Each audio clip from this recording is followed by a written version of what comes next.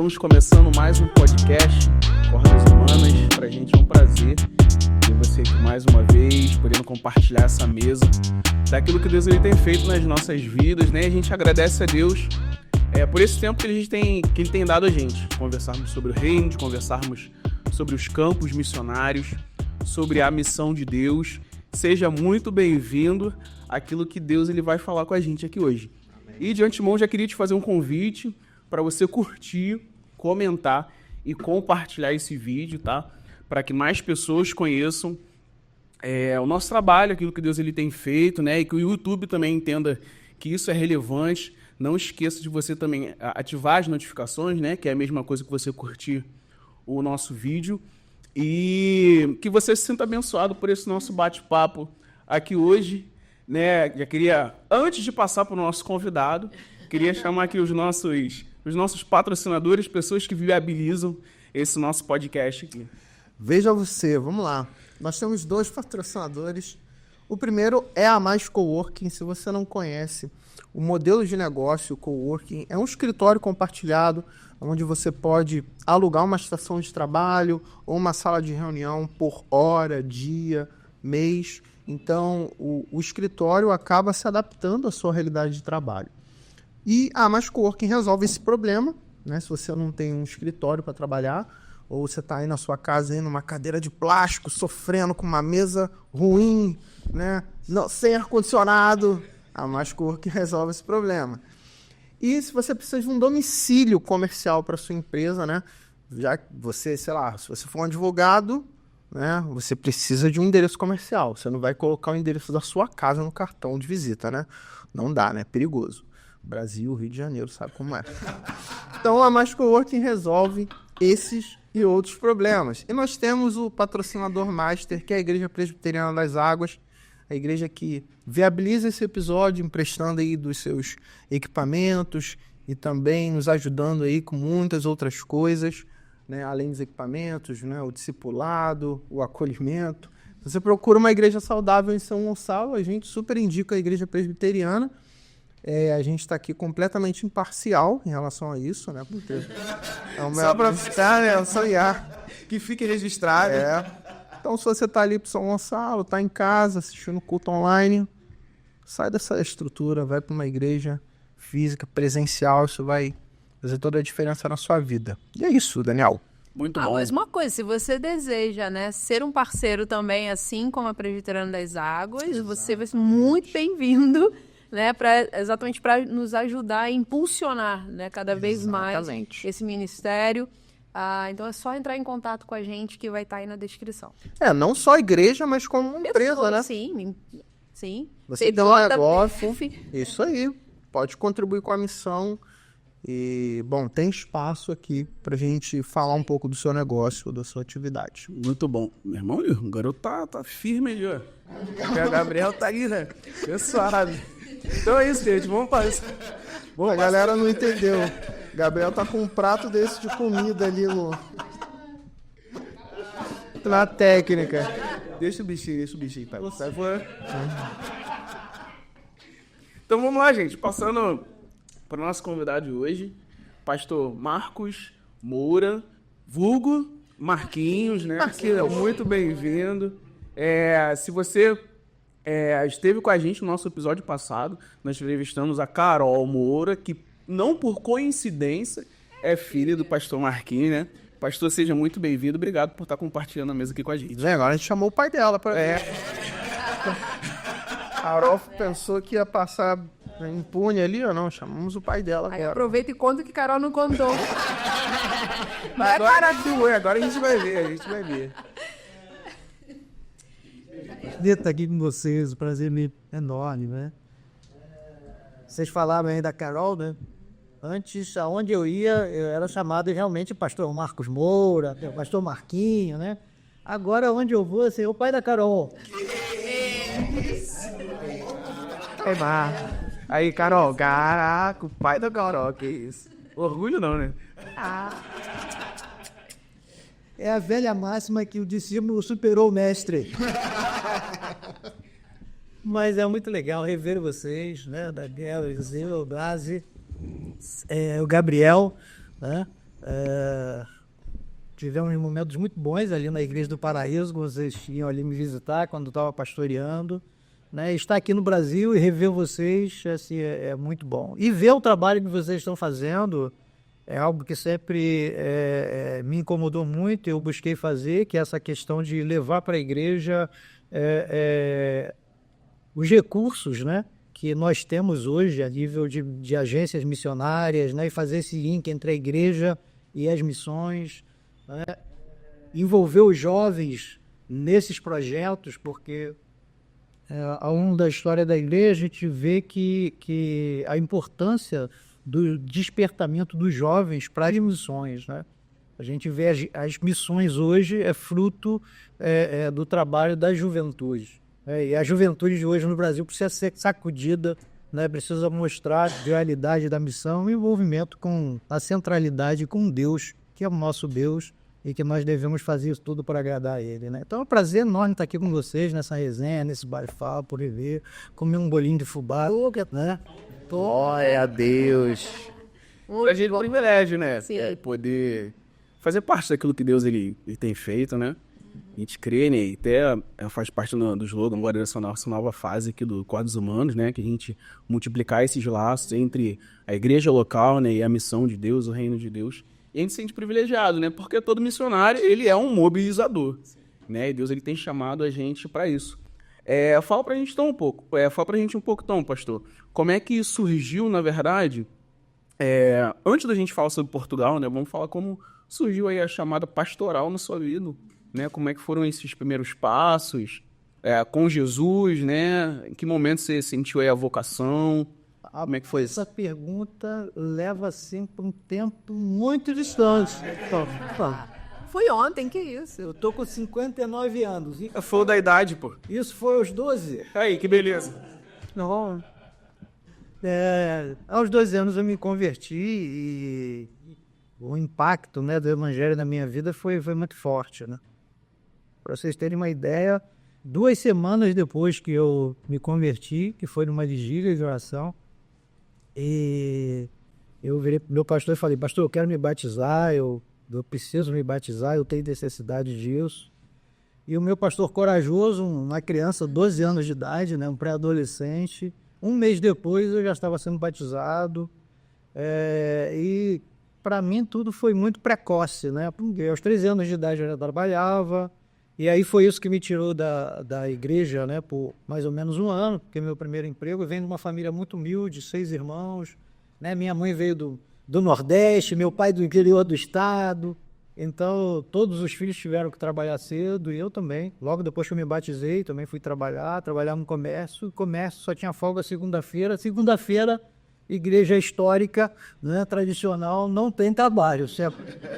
Normalmente é domingo, terça, quinta, né, e alguma atividade no sábado. Né? Segunda eu não tinha, mas eu tinha um presbítero, e isso fica até como exemplo, né, da importância de você não esquecer das pessoas que estão ali congregando com você. Eu tinha um presbítero que, quando saía da igreja no domingo, passava sempre no comércio onde eu trabalhava, né, que fechava à tarde, e ele sempre me falava: olha, você precisa retornar para a igreja. E eu falava para ele: eu preciso trabalhar, né? Não estou desviado.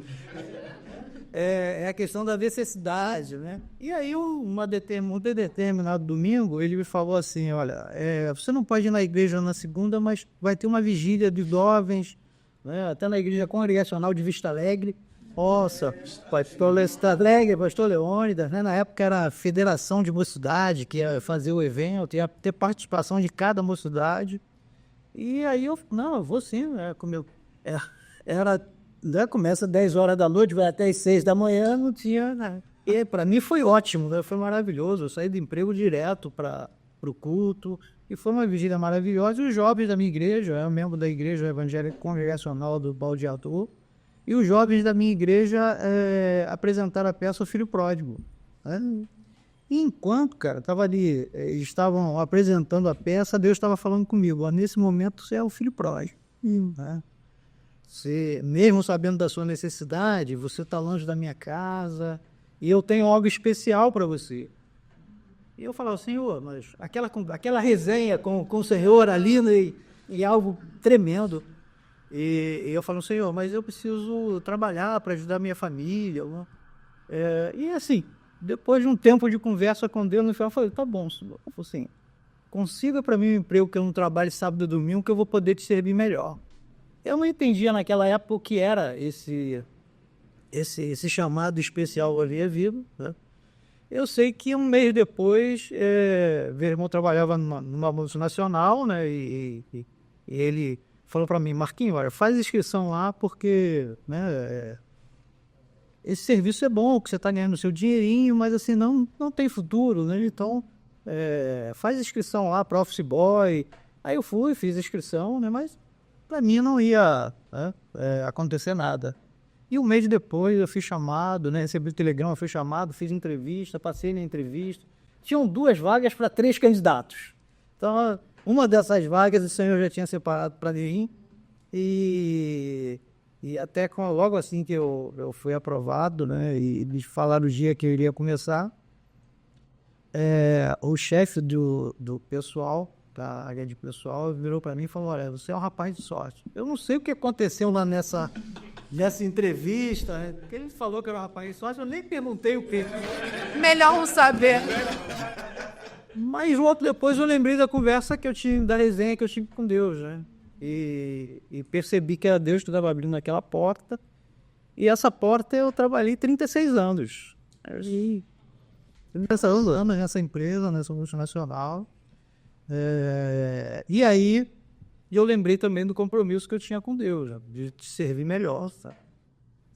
E assim, como Deus faz as coisas, né? Você vai percebendo nos detalhes, né? Eu pedi um trabalho quando eu trabalhasse sábado e domingo.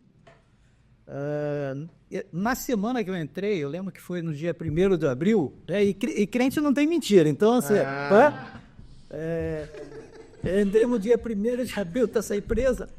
Na semana seguinte tinha aquele feriado, tem esse feriado, né? Que você tem a Semana Santa, né? E logo, 2 semanas ou 3 depois, né? Você tem Tiradentes. Né? Então, assim, eu fiquei quinta, sexta, sábado, domingo, segunda, terça em casa. Meu Deus do céu, soltando.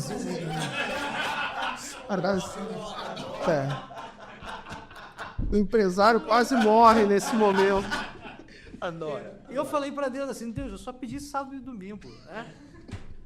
Mas aquilo ali me marcou, né, no sentido do compromisso, da aliança, né, de servir a Deus melhor, né? Então, a partir dali, realmente, eu comecei a ter um foco de trabalhar para o Senhor e aí fui líder, né, de mocidade, né, na federação que tinha, líder na igreja.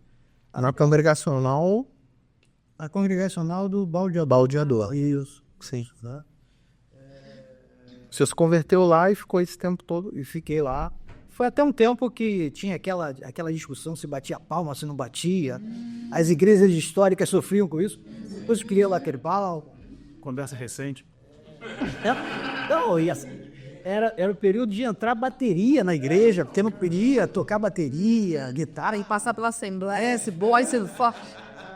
Eu lembro que uma vez a juventude da região me convidou para pregar e era justamente porque assim, eles tinham um conflito na igreja e na época eu era tido como aquele evolucionário, né? Aquele cara carismático, batia palma, né? E nada, eu assim, eu batia palma onde podia bater palma, onde não podia, eu não batia. Né? Eu respeitava, sempre foi assim, acho que tem que ser assim, até porque a palma ou não diz nada, né? Sim. E na pregação, eu preguei sobre Isaías, mas teve um ponto lá que eu falei, gente, essa questão de bater palma ou não bater palma não te mostra que é mais espiritual ou menos espiritual, nem que você vai agradar mais ou menos a Deus. Na verdade, bater palma não agrada mais a gente que temos, né, uma questão de ritmo, o outro não tem tanto ritmo assim, é mais um acompanhamento musical. Né? Mas assim, eu estava naquela época, né, desse conflito, dessas mudanças, né? Mas e muitos jovens deixaram as igrejas históricas até, foi a época que chegou as comunidades também, então, né? Mas eu permaneci ali na igreja, e eu também entendia de Deus que Deus me queria naquele lugar, até o tempo em que Ele ia me mostrar um ministério, né? Algum outro lugar para ir, mas enquanto Ele me plantou naquele lugar para ficar ali. E assim, aonde você está, Deus te mostra aquilo que Ele quer fazer. Né? E você precisa ter essa sensibilidade espiritual para entender de Deus aquilo que Deus quer fazer naquele lugar e ser movido por Deus, né? E quando é movido por Deus, não traz conflito, né? Essa questão dos conflitos, das divisões, né? Você respeita as autoridades, você espera o tempo certo das coisas acontecerem, né? E aí eu fui ficando ali na minha igreja, e ali eu fui, né? Logo assim que eu me casei, com 22, 23 anos, a igreja me elegeu presbítero, fui presbítero da igreja ali há uns 10 anos. E fiz a minha faculdade, né? E todo mundo falava assim, não, você... Marquinhos, você é pastor, você tem que fazer seminário, né? Olha lá, Deus falou com você, mas tem que falar comigo. Quanto dele falar comigo? Daniel sabe disso, né? Estamos dessa próxima. Eu vou fazer a minha faculdade, né? Eu fiz a minha faculdade, né? Eu sou formado em ciências contábeis, né? Tinha emprego também, então, assim, era necessário também para crescer na empresa, né? E aí, em oração, nesse tempo, eu acertei com Deus que, independente de chamado, né, para o ministério, né, que assim que eu terminasse o meu curso, eu faria o curso de teologia, né? Porque eu já era professor em escola dominical, presbítero da igreja. Então, o conhecimento é para você poder ter instrumento nas mãos de Deus para abençoar onde você está, né? Eu creio que essa é a visão. A questão do chamado, para onde você vai, é consequência da sua vida com Deus, da sua caminhada com Deus, de entender que você precisa levar uma vida centrada em Deus e para agradar a Deus, né? Acho que a vida cristã, independente de qualquer cargo que você tenha, qualquer função, ela precisa ser assídua. Quando a gente olha para a igreja primitiva, a gente vai ver que os cristãos, eles eram assim, né? Eles entendiam a missão de Deus e viviam a missão de Deus de forma plena. Né? A coisa mais importante na vida deles, a partir do momento que conheceu Jesus, era agradar a Jesus, era viver para Jesus, e as outras coisas eram consequência dessa vida com Ele. Né? E eu entendi isso de forma muito clara. E aí fiz esse tratado novamente com Deus. A nossa vida é uma constante resenha com aquele que é o autor da nossa fé, o Senhor da nossa vida. E aí o Senhor foi me mostrando, né? E aí quando eu fui para o seminário no primeiro ano, eu lembro que o meu professor, na época, o pastor Vanderly, conversou sobre essa questão de vocação comigo, né? Nós conversamos. E dessa conversa, eu lembrei, vivi aquela fala de Deus naquela primeira resenha, né? Enquanto eu estava vendo aquela peça do Filho Pródigo, olha, eu tenho algo especial na sua vida. E é ali que foi o meu primeiro ano do seminário que eu entendi que eu tinha um chamado pastoral. Né? Eu já tinha uma experiência como líder na igreja, como líder de juventude, né? Ali já tinha feito a minha faculdade, já estava casado.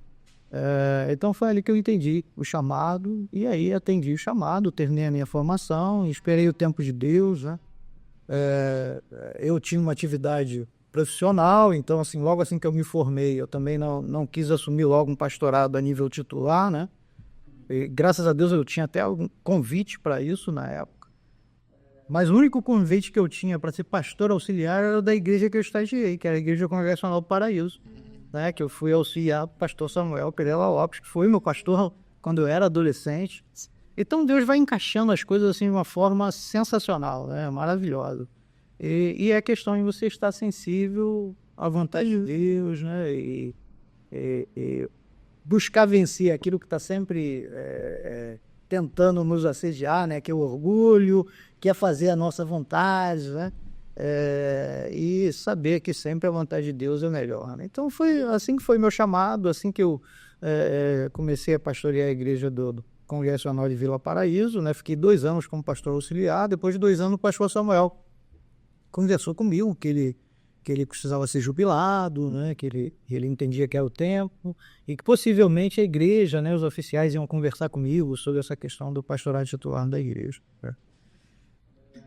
E aí aconteceu realmente assim. Eu, na época, até no primeiro momento, eu não aceitei, porque eu tinha atividade profissional. Estava ali com 18 anos já de empresa, né? E falei para eles, olha, procura um outro que tenha tempo integral, que possa assumir a igreja. Era uma igreja nessa época, com 250, 300 membros. Então a igreja, pelo menos dentro da igreja congregacional, a igreja de médio a grande porte, né? Você tem poucas igrejas com uma membresia maior do que essa na igreja congregacional. Então, assim, era uma responsabilidade muito grande. Uma igreja que tinha mais de 40 anos de ministério pastoral em tempo integral, né? O pastor Samuel, quando começou o ministério dele, ele era gerente de um hotel em Petrópolis e deixou, né, a atividade profissional dele, foi para o seminário, depois foi pastorear a igreja e ficou 43 anos como pastor da igreja. Então, para a igreja, ia ser uma mudança muito grande, né? Então, no primeiro momento, eu não aceitei o convite. Tinha outros pastores que eles poderiam consultar, né? E aí, depois, eles insistiram sobre isso. Eu falei, olha, eu não entendo que seja o momento de sair da empresa. Interessante que teve até um outro momento que, logo assim que eu terminei o seminário, que eu, inclusive, cheguei a marcar uma data para sair da empresa que eu trabalhava, porque eu entendia que era tempo integral. Eu tinha viajado com o Leônidas para a Espanha, né? Entendi ali que tinha um chamado para a Espanha, a necessidade da Europa, já ali, isso já estava no meu coração. Nessa época, a Europa já estava... Não, então isso começou muito cedo. E ali eu até falei com ele, olha, se fosse há 2 anos atrás, quando eu terminei o seminário, né? Mas agora eu entendo que não é a vontade de Deus eu deixar a empresa que eu estou trabalhando, né? Porque até foi uma porta que Deus abriu e tem me abençoado muito, e ali eu tenho conseguido servir o Senhor, porque eu entendo que eu sou pastor não só aqui, onde eu estou, né? Eu tenho essa vocação e assim, tenho vários colegas até hoje dessa empresa que eu trabalhei 36 anos, até agora, esse período que eu tive aqui, que eu estou aqui no Brasil, né? Um rapaz que trabalhou comigo 24 anos nessa empresa, que era católico até, que se converteu, hoje é da igreja presbiteriana, mesmo da igreja presbiteriana, presbítero na igreja presbiteriana, trabalhou 24 anos comigo, e aí entrou em contato comigo, não, eu queria almoçar com você, pra gente bater um papo, atualizar a conversa, né, e isso é muito gostoso. Mas nesse período do convite eu entendi que não era o momento de deixar a empresa e ficar integralmente como pastor da igreja. E aí, depois de um tempo, né, eles insistiram e eu falei, olha, tudo bem, eu aceito, mas com a seguinte condição, eu não vou deixar a empresa e depois de 2 anos nós vamos fazer uma avaliação para ver se a igreja realmente continua com o mesmo desejo de eu ser pastor da igreja, e eu também vou avaliar para ver se a gente deve continuar esse casamento, né, porque é um casamento. E aí foi algo muito gostoso, né? Esses 2 anos, depois fizemos um plebiscito e, assim, quase que 100% da igreja, né, respondeu que pela continuidade. Eu também entendi que era a vontade de Deus e aí fiquei ali 16 anos, que na igreja, sou um pastor da igreja, né? E, assim, foi um tempo muito gostoso, um pastorado e, assim, eu continuo sendo membro da igreja. Eu até brinco, né, que eu não fui expulso do paraíso. Da Igreja Evangélica Congregacional do Paraíso. Eu não fui expulso do paraíso. Continuo no paraíso até hoje, sou mais pastor do paraíso. Pastor do paraíso agora é o pastor Felipe. Então, né? É o pastor Felipe, também é pastor. Muito mais novo também, né? Com um tempo bom para a igreja também vê um tempo bom, sob pastorado ali do pastor Felipe. Então, assim, Deus é maravilhoso, Ele vai conduzindo a nossa vida, né? E nesse tempo vocês ouviram aqui da Carol, né? O chamado da Carol. Então, Deus vai fazer essas coisas. Sim. Né? Quando terminou essa questão do trabalho na igreja de Vila Paraíso, coincidiu com a minha saída da empresa. Eu completei ali 36 anos, entendi que aquela resenha que eu tive com Deus, né? Deus me deu o emprego pelo tempo que eu precisava para poder manter a minha família, né? E eu fui muito abençoado na empresa que eu trabalhei. E aí eu entendi que Deus me mostrou que era o tempo de eu me aposentar e ficar integralmente no ministério, né? E até no primeiro momento eu ainda não tinha tomado a decisão de deixar o pastorado da igreja de Vila Paraíso. Eu entendi que era para ficar como o pastor Samuel, né? 43 anos ali como pastor da igreja, né? E não é os planos de Deus, né, para a minha vida. E aí eu me aposentei, e uma coisa interessante que aconteceu ali, né, porque assim, quando você fica 36 anos trabalhando numa empresa, eu gostava de trabalhar ali, né, tenho até hoje muitas amizades ali, é a questão da nostalgia, né, e de assim, eu lembro de de pessoas do meu relacionamento que, quando deixaram a empresa, depois de muito tempo de trabalhando na empresa, passaram por processo de depressão. Né? Ele é rompimento, né? Eles saíam de casa de manhã e iam para a empresa, independente de ser funcionário ou não. E assim, entre aí como as empresas até criaram depois, né, de um determinado momento, uma estrutura para essas pessoas que saíam, para essa adaptação de se desligar da empresa, né? A empresa é boa. Não, A empresa é boa mesmo. e hoje é difícil, né? Você ter essa ligação. Desmame, né? Também desmame. Não, mas em outras palavras, é isso mesmo. Pessoal viciado em trabalho, velho. Isso faz. Mas é uma geração também diferente, né? É uma geração diferente. Hoje, né? E você não tem mais isso. Porque né, acho que após a sua geração, é a geração do desapegado. Exatamente. Né? Então, Imaginando o cara acordando, apresentar. Vou pra empresa. Não sou funcionário, não devo ir, mas eu vou. sei que não vou receber, mas sou vou. Não tem filme do cara demitido, até nem conta pra família, né? Sai, conta a bomba, sai de manhã assim, a família pensa que foi pro trabalho. É assim, cara. Era assim, ué. Mas assim, foi muito interessante, porque desse tempo eu achei que eu ia ficar em tempo integral na Igreja Congregacional de Vila Paraíso. E aí, quando eu acertei tudo, me aposentei, e aí Deus começa a colocar no coração. É o tempo da transição, de abrir a transição. E isso foi um processo de 2 anos até, esse processo de transição na igreja. Entre comunicar a igreja, né, os oficiais da igreja, a igreja, abrir o processo de sucessão, né, que foi um tempo assim, de muito crescimento, muito aprendizado.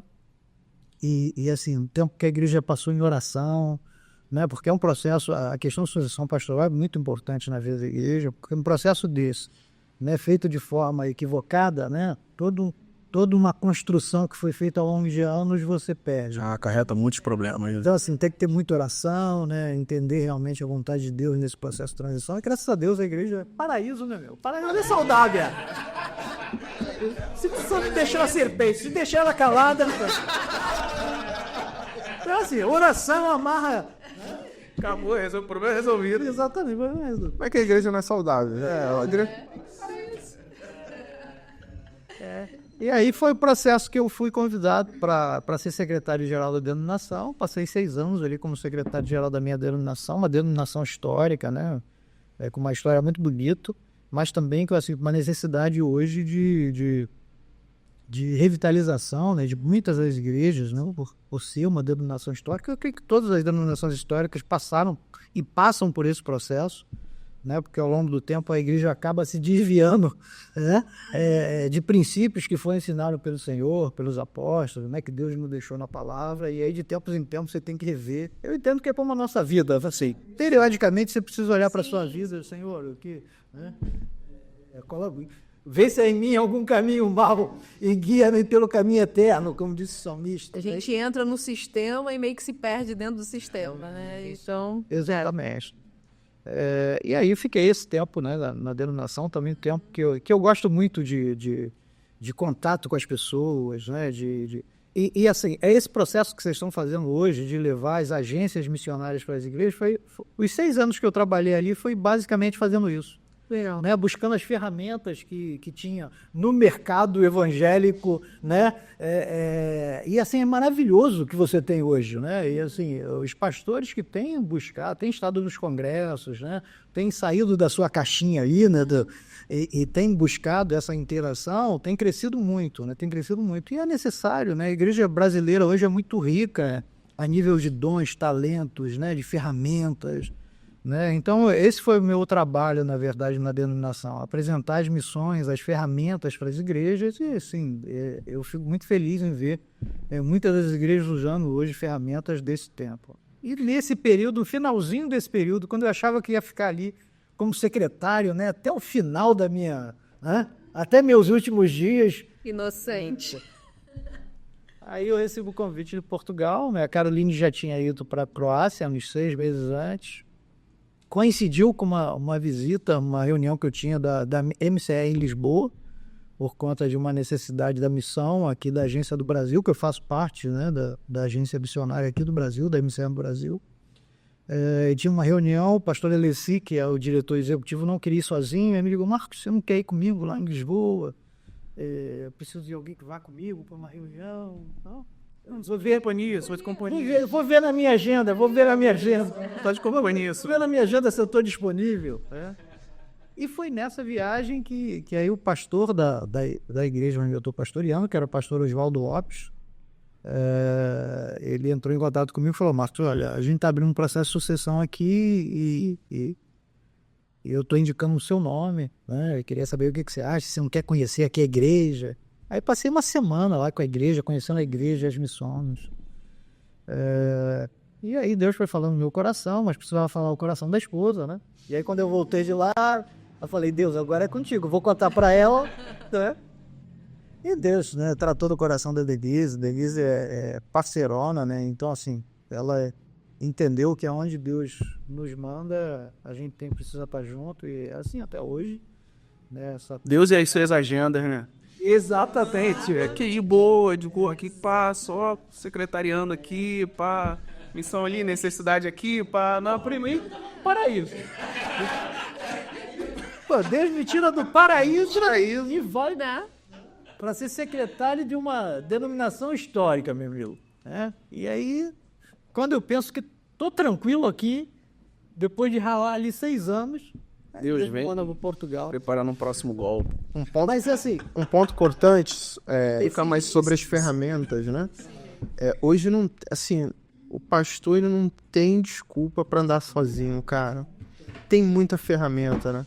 Fala um pouquinho, pastor, assim, dessa realidade que o senhor assim, conheceu nesse período, trabalhando como ali, secretário da denominação.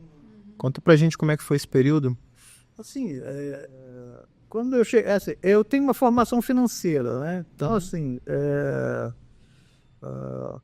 a denominação precisava passar no processo de revitalização e aí você tem a questão da... Não sei se você já leu o livro A Treliça e a Videira. Bem clara, né, cara? Se você não conhece esse livro, tá vendo?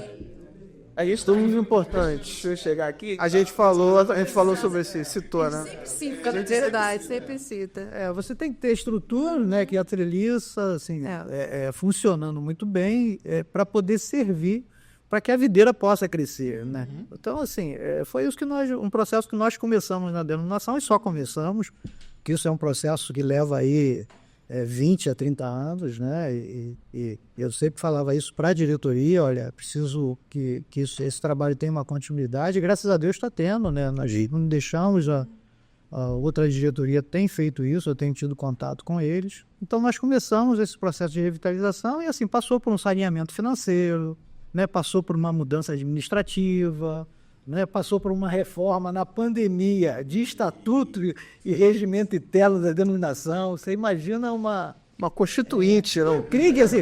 Eu creio que a única instituição que fez isso no porte, eu acho que foi a nossa, cara. Se fizer uma pesquisa, assim, no meio da pandemia, nós fizemos uma reunião online com 400 pessoas para discutir estatuto e regimento interno, para reformar estatuto e regimento interno. Já que o mundo parou, vamos arrumar a casa? O mundo parou, então vamos dar uma faxina. Mais ou menos isso. Foi uma semana de reforma, né, para poder tornar a estrutura, né, um pouco mais leve, um pouco mais flexível. Benção, né, cara? Para atuar melhor nos nossos dias, né? Então, assim, foi um dos primeiros passos que nós demos, foi acertar essa questão administrativa, essa questão da estrutura.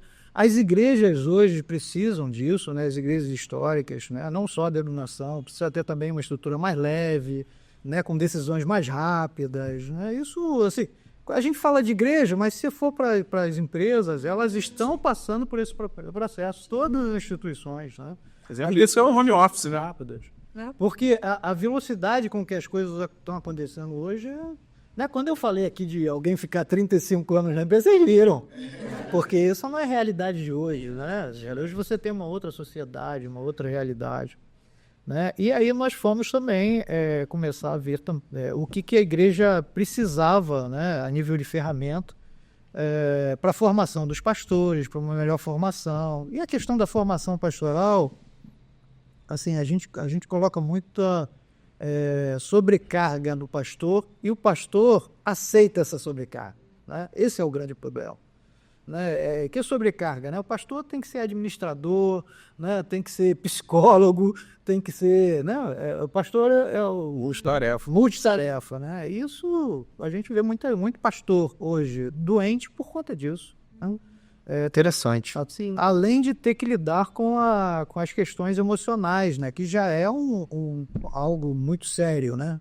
É você ajudar uma outra pessoa sem absorver emocionalmente aquilo que a pessoa tá passando, né? A inteligência emocional. Né? Então, o pastor precisa separar isso. Né? Além dessa questão, você tem a questão, várias coisas acontecendo na igreja que o pastor era responsável. Graças a Deus isso tem mudado. Né? Isso é uma das coisas que nós começamos a trabalhar, que o pastor precisava identificar dons e talentos nas igrejas, porque assim, ali na igreja tem um membro que é um administrador melhor do que o pastor. Né? Eu lembro que alguns colegas falam assim, poxa, mas na sua igreja, o estatuto, você não é o presidente da igreja?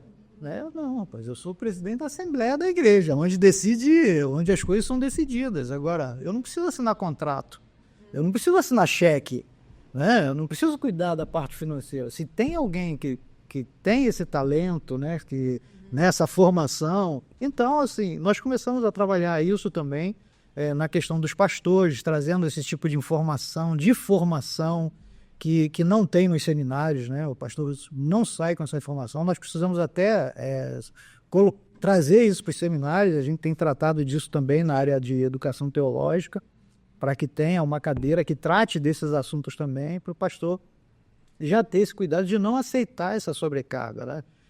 Isso é revolucionário, né? Não, pensando sobre a saúde pastoral, um link, né? Nós temos um episódio com o pastor Daniel Júnior, isso é, né, que ele fala sobre a saúde no ministério pastoral. Só voltar lá e seguir.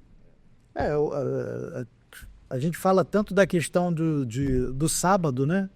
O sábado que a Bíblia ensina é o descanso. Sim. Né? É você tirar um tempo de descanso. Né? E o pastor acaba sobrecarregado, alguns não guardam nem a segunda-feira, né? Para isso cessar, né? Como sacerdote que tinha que ir lá trabalhar no domingo, ele guardava a segunda-feira. Alguns têm dificuldade de tirar férias. Exatamente, né? E o pastor, né? Férias era assim, pastor tira férias, meu amigo.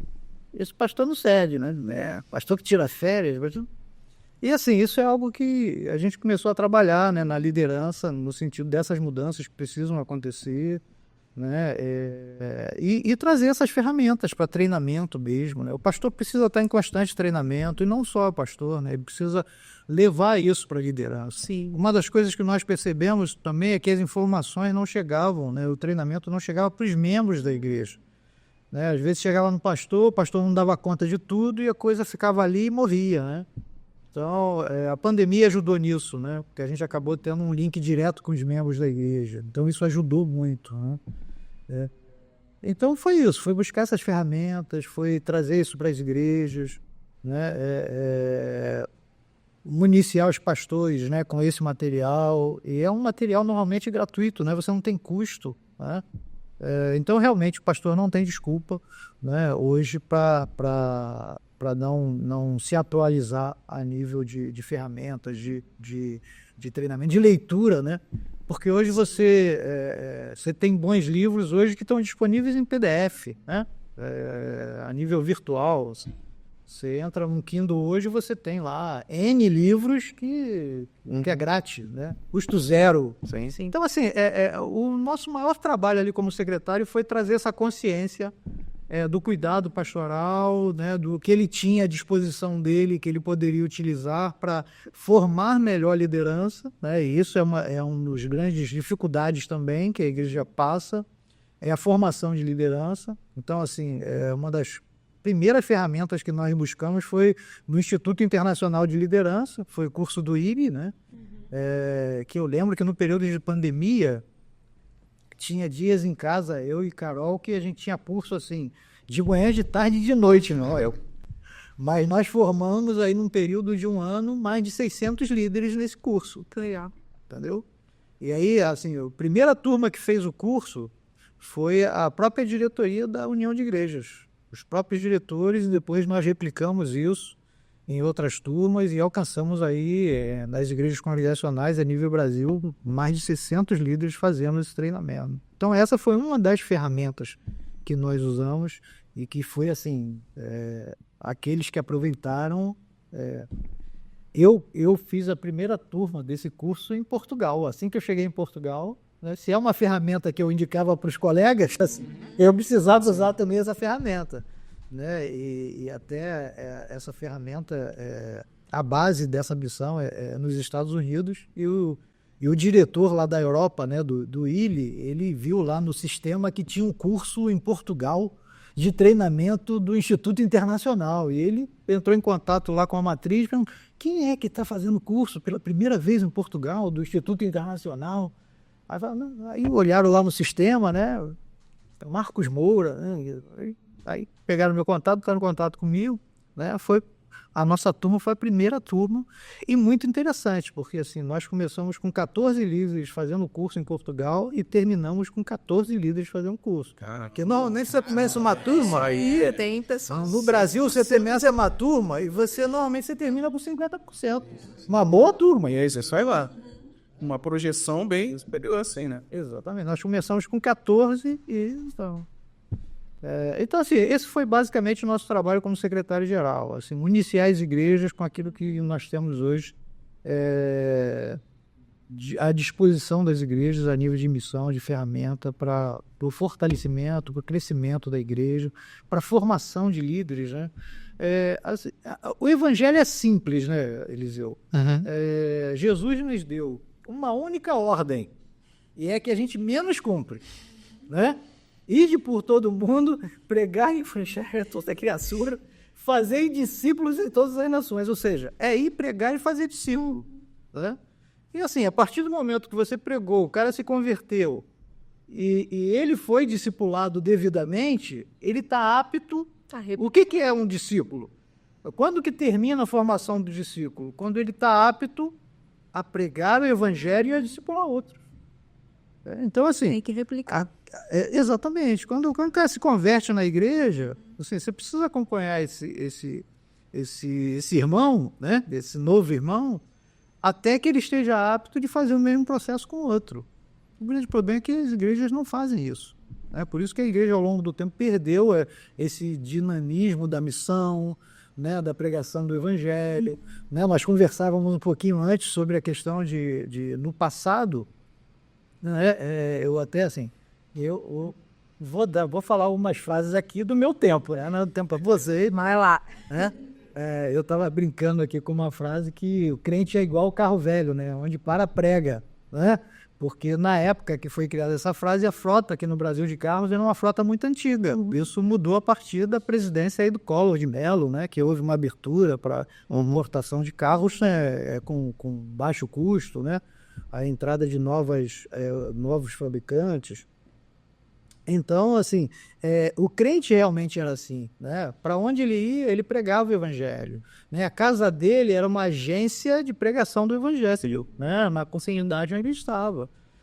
Hoje não, né? Hoje dificilmente, assim, hoje o crente, em boa parte, é um agente secreto, né? Um 007 onde ele está, ninguém conhece. Quando o cara descobre que o cara é evangélico, você crente, velho? Não algo diferencial, né? Então, nós precisamos retornar a isso. E, assim, a grande chamada da igreja que nós temos feito na denominação até hoje é essa, né? Voltar à igreja a ser igreja. E a cumprir a ordem que fomos chamados a ter, que é pregar o evangelho e fazer isso. Interessante pensar nessa transição, né, pastor? Do secretariado ao chamado...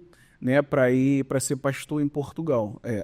A princípio, algo inesperado, né, mas o que me chama a atenção, e isso é muito comum na igreja histórica, né, como não rola essa crise de eu ir para lá ou ir para cá, porque você já tem uma base ali de uma visão missionária.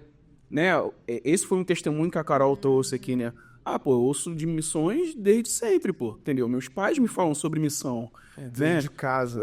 Vem de casa. E como, para quem tem isso já bastante enraizado, não rola aquela crise, né? Você pode ter ali a dúvida de para onde servir, mas não é uma novidade você ser um missionário, né? Não, você não entende isso como um plus, né? Não, Deus ele tá me separando para algo muito especial. Não, ele entende que isso faz parte da vida do cristão, né? E como entender isso na formação básica é um diferencial, porque você se coloca à disposição.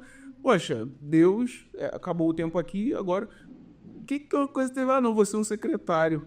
Entende? Aí você ouve falando sobre revitalização, sobre como Deus usou e curso e tudo mais, pum, acabou o tempo, agora você vai para Portugal. Né? A grosso modo não faz muito sentido, mas porque a agenda de Deus geralmente não é a nossa. Né?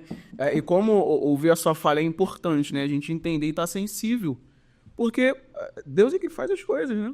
A gente se entende como um vaso, como um instrumento, O reino é dele, né?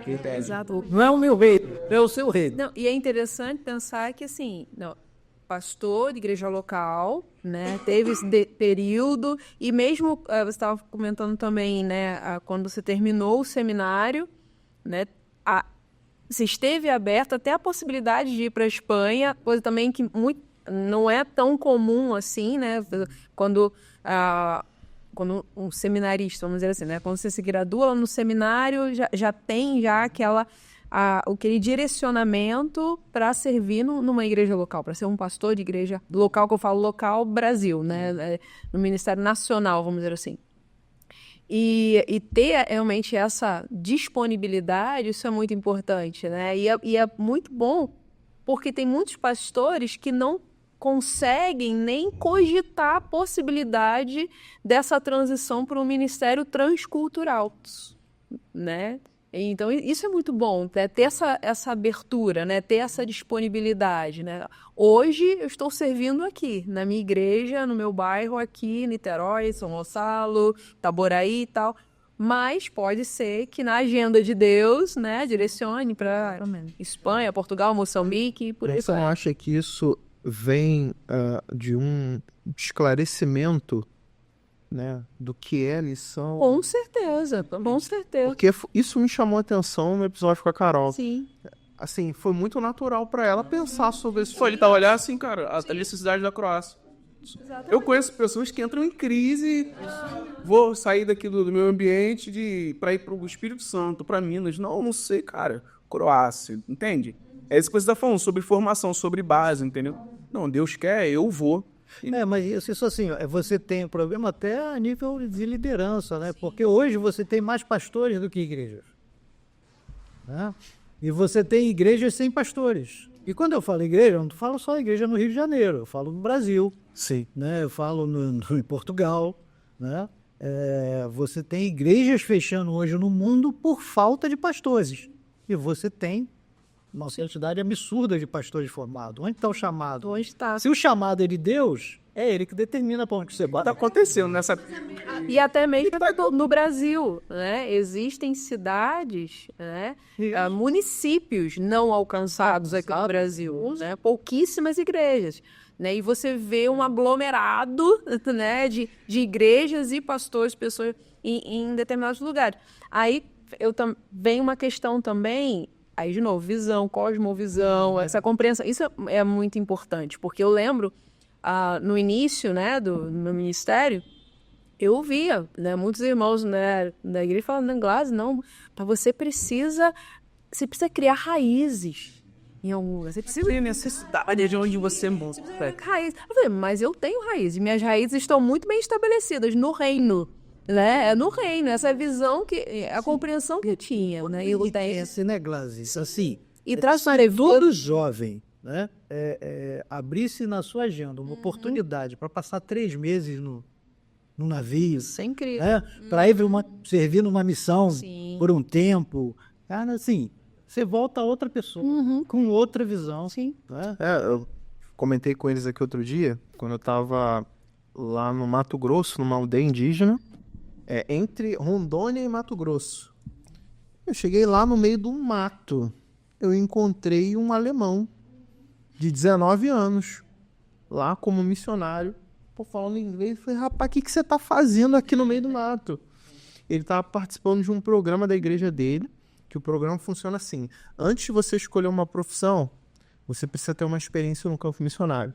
Aí o cara saiu lá da Alemanha para vir pro Brasil, no meio do mato, para ter a experiência missionária dele. Esse cara, né, voltou para a Alemanha com outra cabeça, com certeza. Entendeu?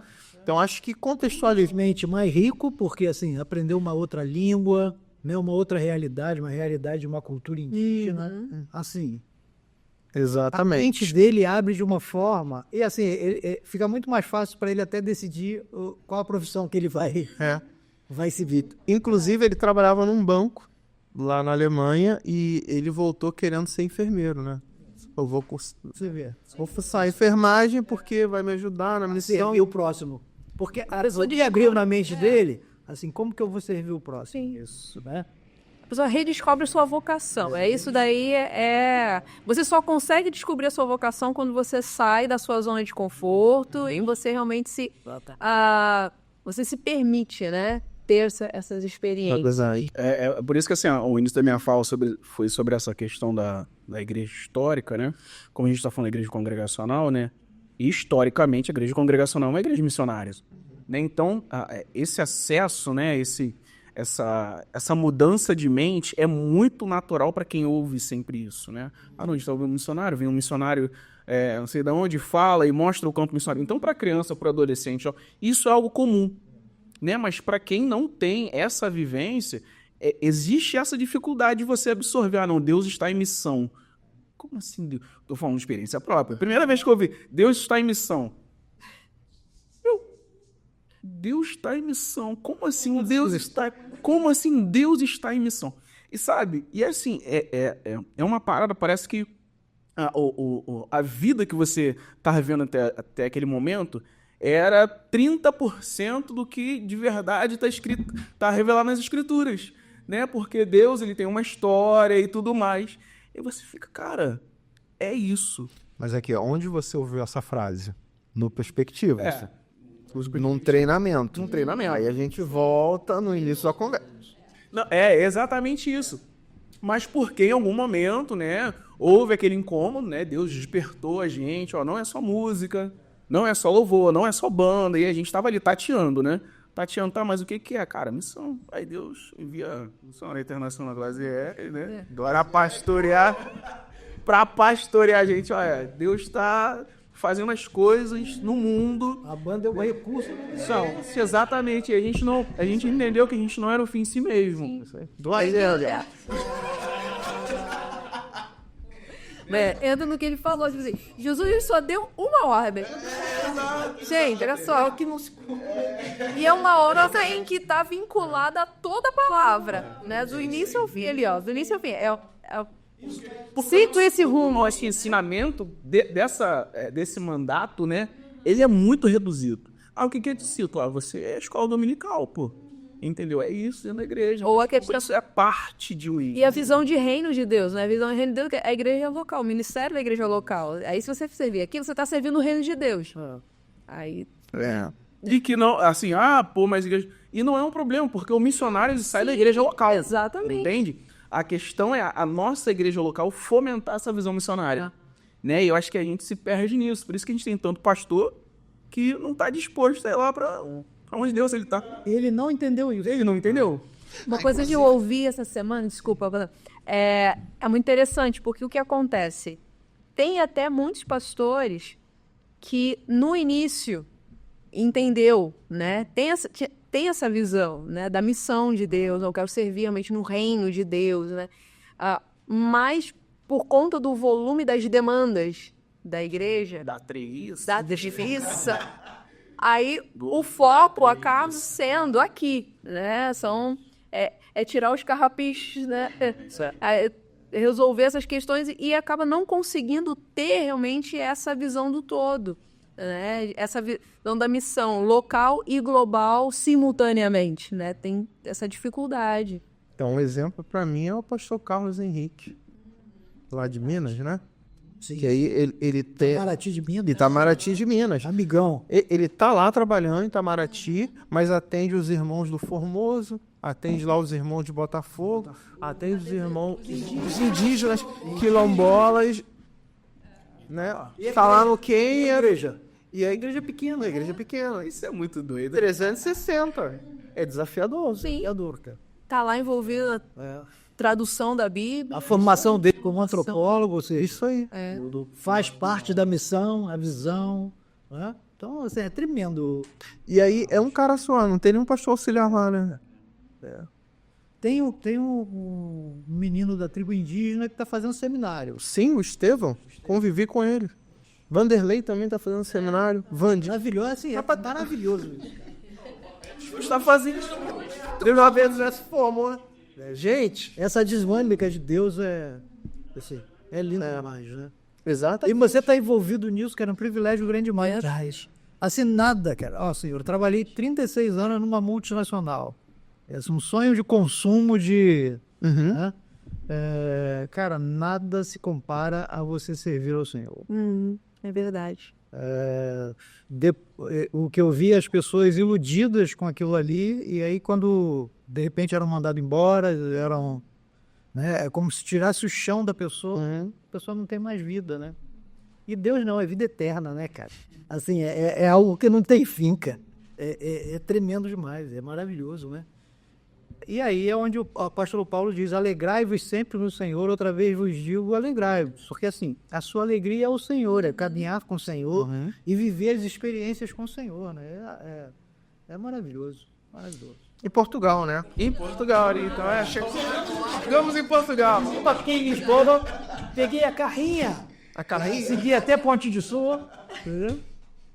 E aí, como é que foram os primeiros passos? Atendeu o chamado, Dona Denise deu ok, que deu ok. Com a passagem. Que anos vocês foram?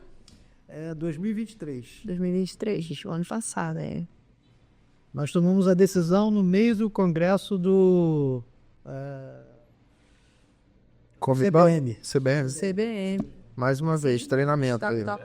Cara, Por isso que eu falo, gente, precisa de CBM. Gente, CBM vai acontecer o ano que vem. o que é a CBM, Vasco? Congresso Brasileiro de Missões. Cara, sensacional. Tá? E principalmente você, pastor.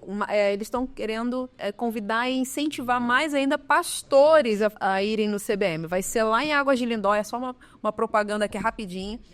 Anota aí na sua agenda, dia 6 a 10 de outubro, né, do ano que vem. Agora no finalzinho de novembro, início de dezembro, lá no site da MTB ou no Instagram da AMTB, vai ter informação sobre a inscrição. Vai abrir agora as inscrições para o CBM. Então, gente, vai porque vale muito a pena. Vai acontecer também o Comibam. Isso aí. Em abril. Abril. 25, sim. Eu vou estar lá. Tá da hora. A gente faça um grupo, vai desse. Poxa, assim, eu estive no último, né? Foi em Bogotá. Sim. Cara, maravilhoso. Sensacional, a experiência tremenda. Sim, está aberto também as inscrições para o Comibam. Comibam já é a nível América Latina, Ibero-Americano, Portugal, Espanha e tal. Vai acontecer no Panamá o ano que vem, em abril, gente. Ó. A Copa Libertadores e Missões. Exatamente. Pra você que não entendeu ainda. Mais informações, só entrar em contato com a gente. Bom demais, bom demais. E aí, vamos lá, Portugal, né? Você deu chamado, como é que foram os primeiros passos, esse momento de transição?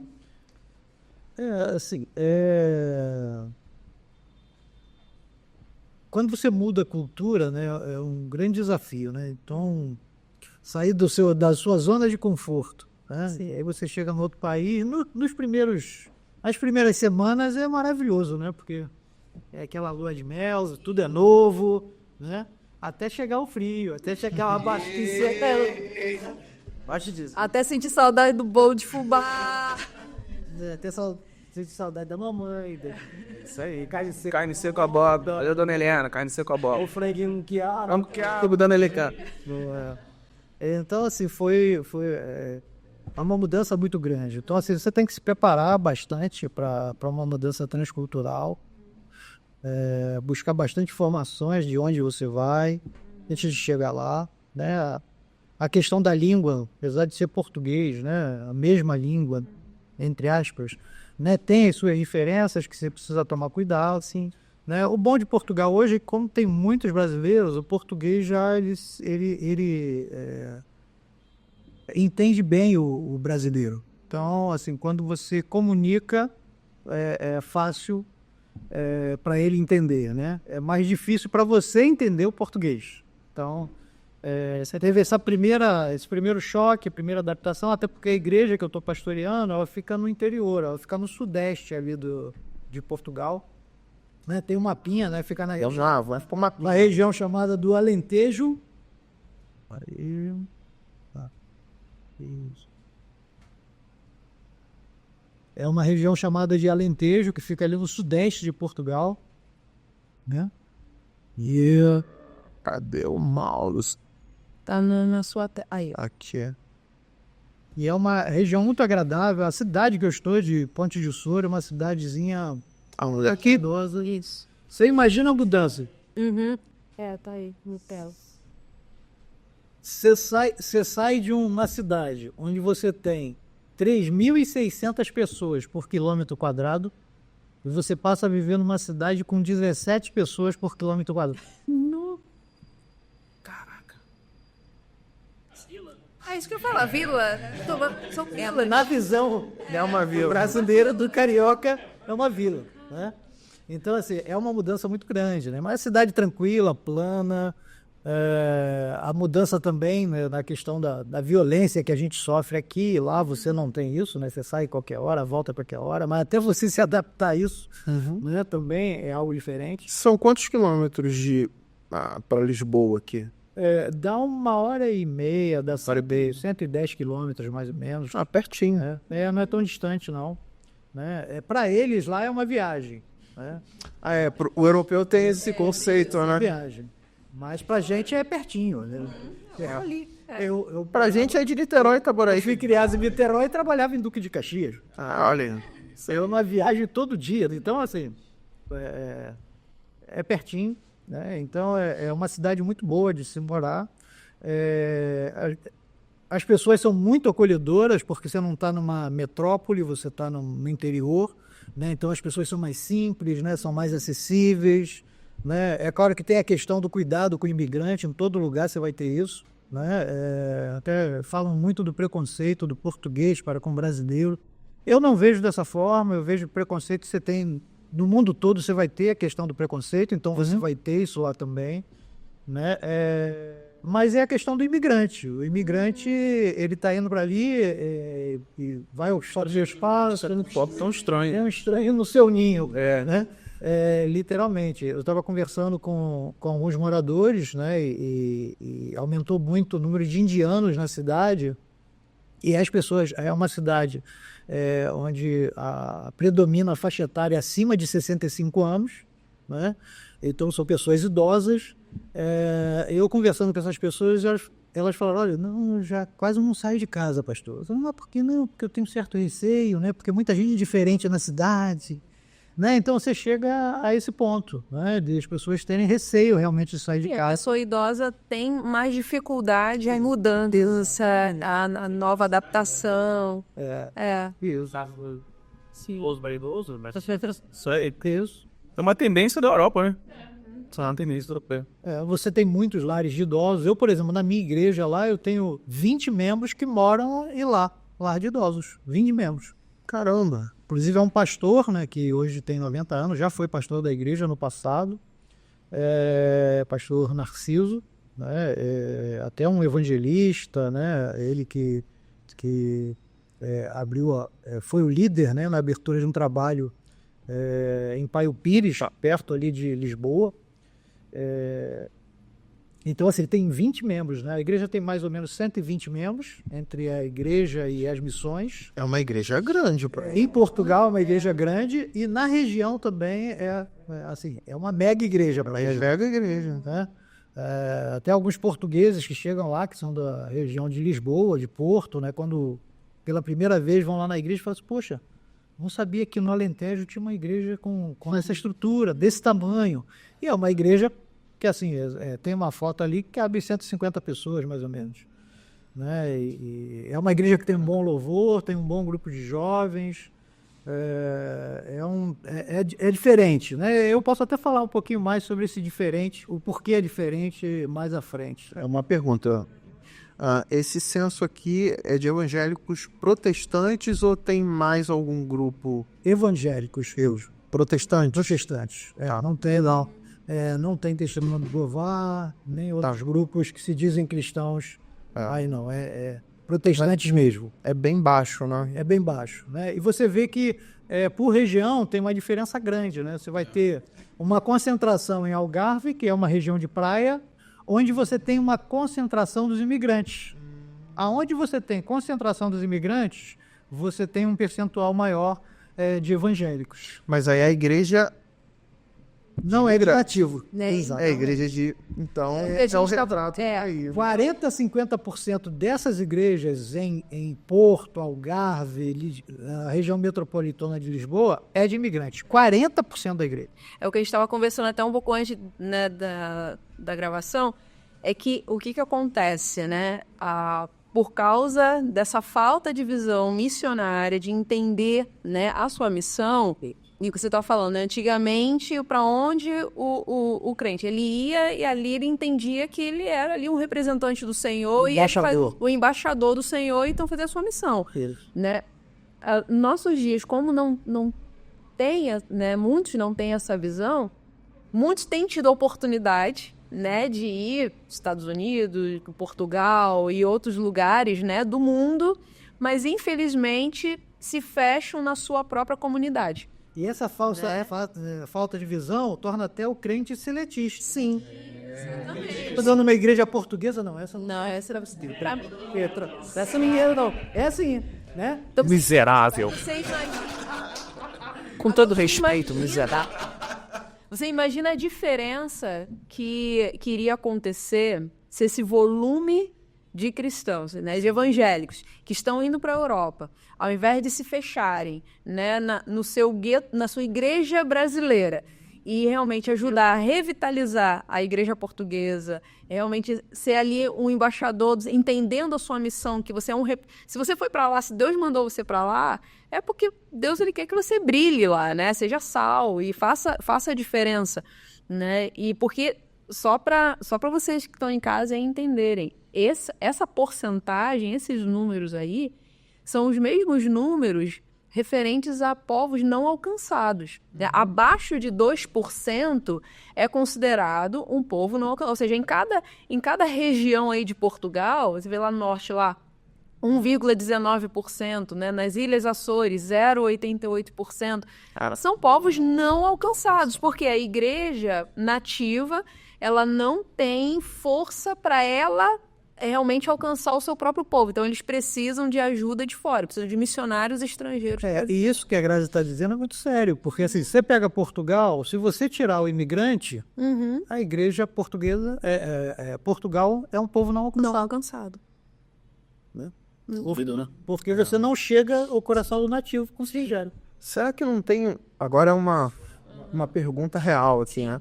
Será que não tem algum treinamento, algum ministério que trabalha para mobilizar o imigrante?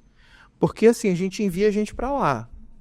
Se a gente mobiliza o cara que já fez esse trabalho de estar lá, pô, cara, seria uma bênção. O cara já está vivendo lá. Você só precisa integrar ele nessa nova cosmovisão. Então, essa mobilização ela deveria acontecer no discipulado da sua igreja. Né? Da sua igreja.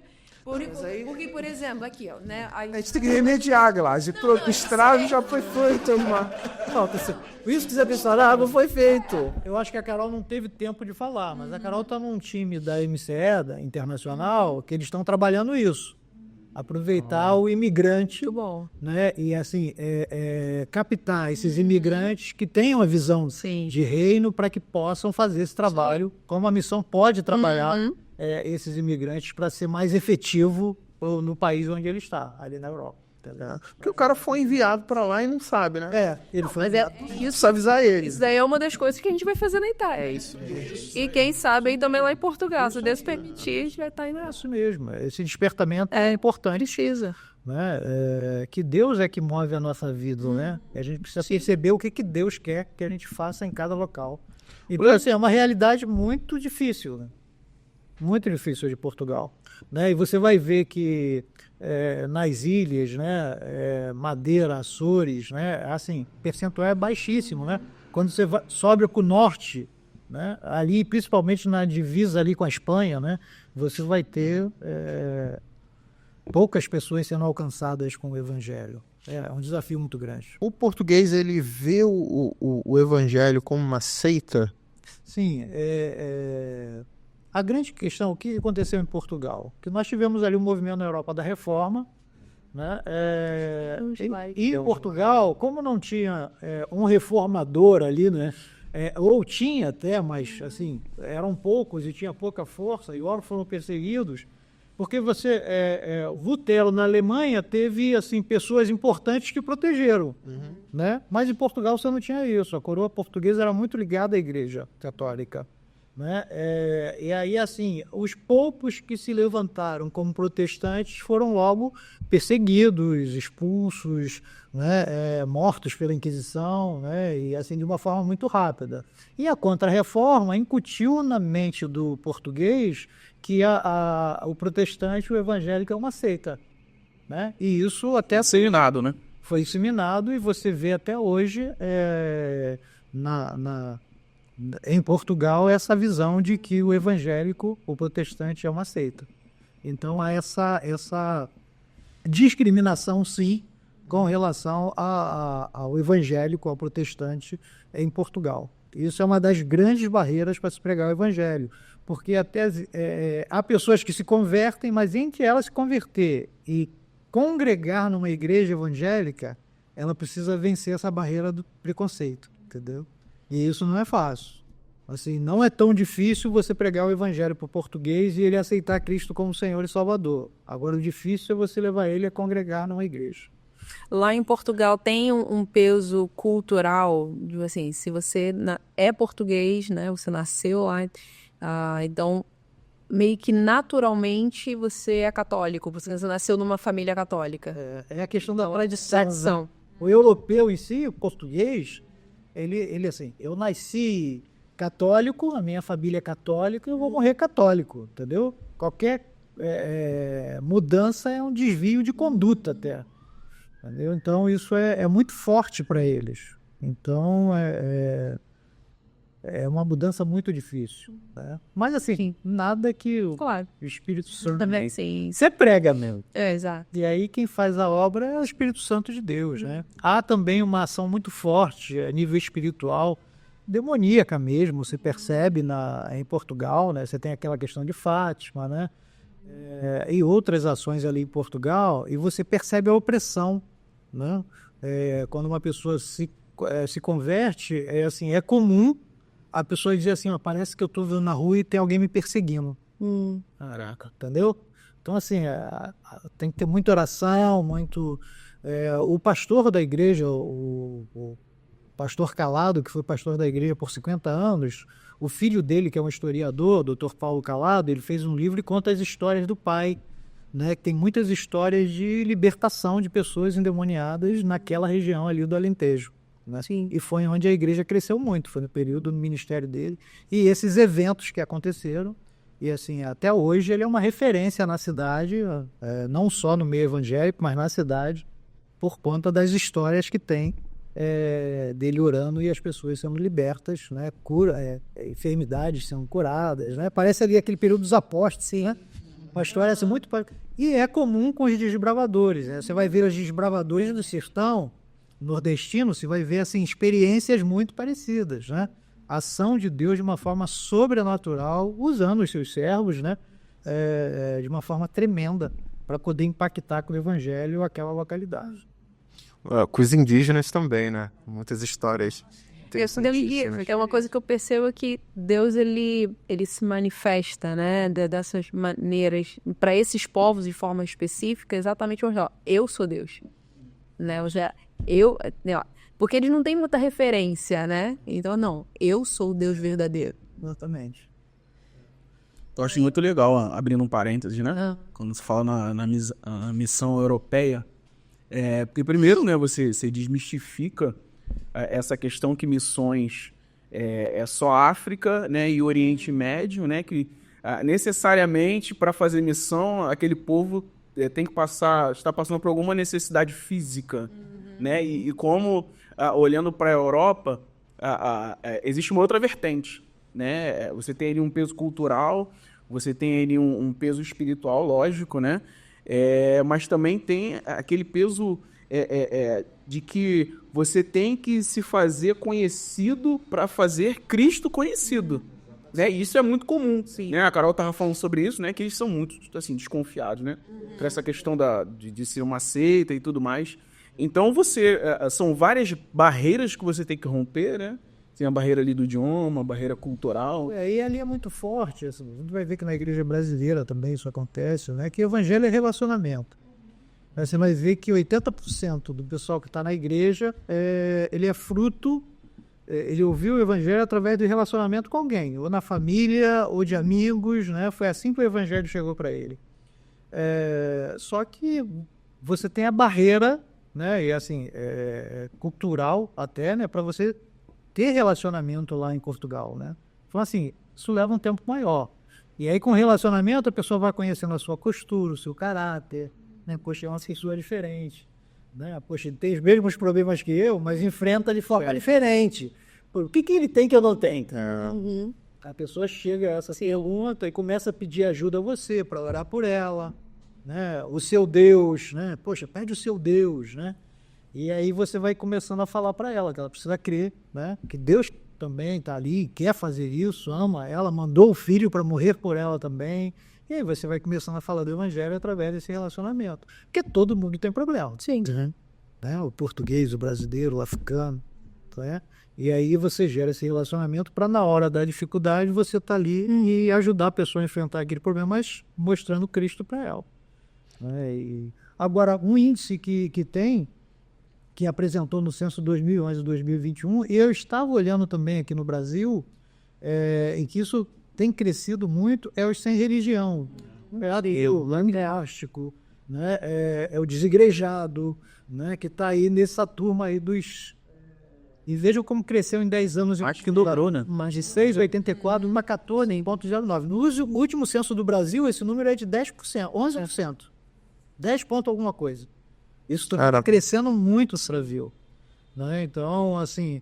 É um grupo que precisa ser alcançado. E com o evangelho, a gente precisa ver a forma de levar o evangelho para esse grupo que tem crescido em vários países. Eu sei isso na pesquisa e esse tem sido um dado que tem me chamado a atenção. Inclusive aqui no Brasil. Né? Mas você vê que lá a religião que predomina é o catolicismo. Né? Você vê em 10 anos, diminuiu muito pouco. E 0,8 isso 0,8. E é esse grupo que migra para os evangélicos. Né? Mas, assim, o crescimento maior, né, do protestante ali é o imigrante. E você vai ver isso em 2 momentos na história de Portugal. Você tem ali em 1970, mais ou menos, que é o fim da Era Salazar, que foi a ditadura portuguesa, né? Eu até coloco ali, ó. Com o fim da ditadura de Salazar em 1974, temos a chegada de imigrantes de fala portuguesa. Então, nesse momento, a igreja protestante em Portugal cresce. Né? Mas aí tem uma crise logo depois, ali em 2005, 2006, que o imigrante sai de Portugal, a igreja. Né? Você tem um dado até depois de 2010, eu não tenho aí. Passa só o próximo slide. Essa é a história, né? São os dados que a Aliança Evangélica tem do crescimento do número de igrejas em Portugal. Você vê que em 1908 eram 56 igrejas, aí eram 25 igrejas e o restante eram congregações. né? Porque quando eles fazem o censo, eles, na verdade, é o número de templos protestantes, né? Não é de igrejas mesmo, né? Eles não fazem distinção entre ponto de pregação, entre congregação, né, que lá é chamada de missão. Aí você tem em 1960, 291 igrejas, 1980 cresce para 894. Você vê que o evangelho, ele chega em Portugal na mesma época que chega no Brasil. Chega até antes. Porque, assim, o Dr. Calley, que foi, né, quando ele foi para Portugal, ele estava ligado à igreja presbiteriana. Ele vai para a Ilha da Madeira, ele é um médico, né, missionário, vocês conhecem o Dr. Calley, já ouviu falar certamente, né? Ele planta uma igreja presbiteriana, é a primeira igreja evangélica protestante em língua portuguesa em Portugal. É a primeira igreja, porque teve os luteranos, né, teve os anglicanos, mas a igreja realmente portuguesa foi o Calley que plantou na Ilha da Madeira, né, e houve logo uma reação, essa igreja começou a crescer.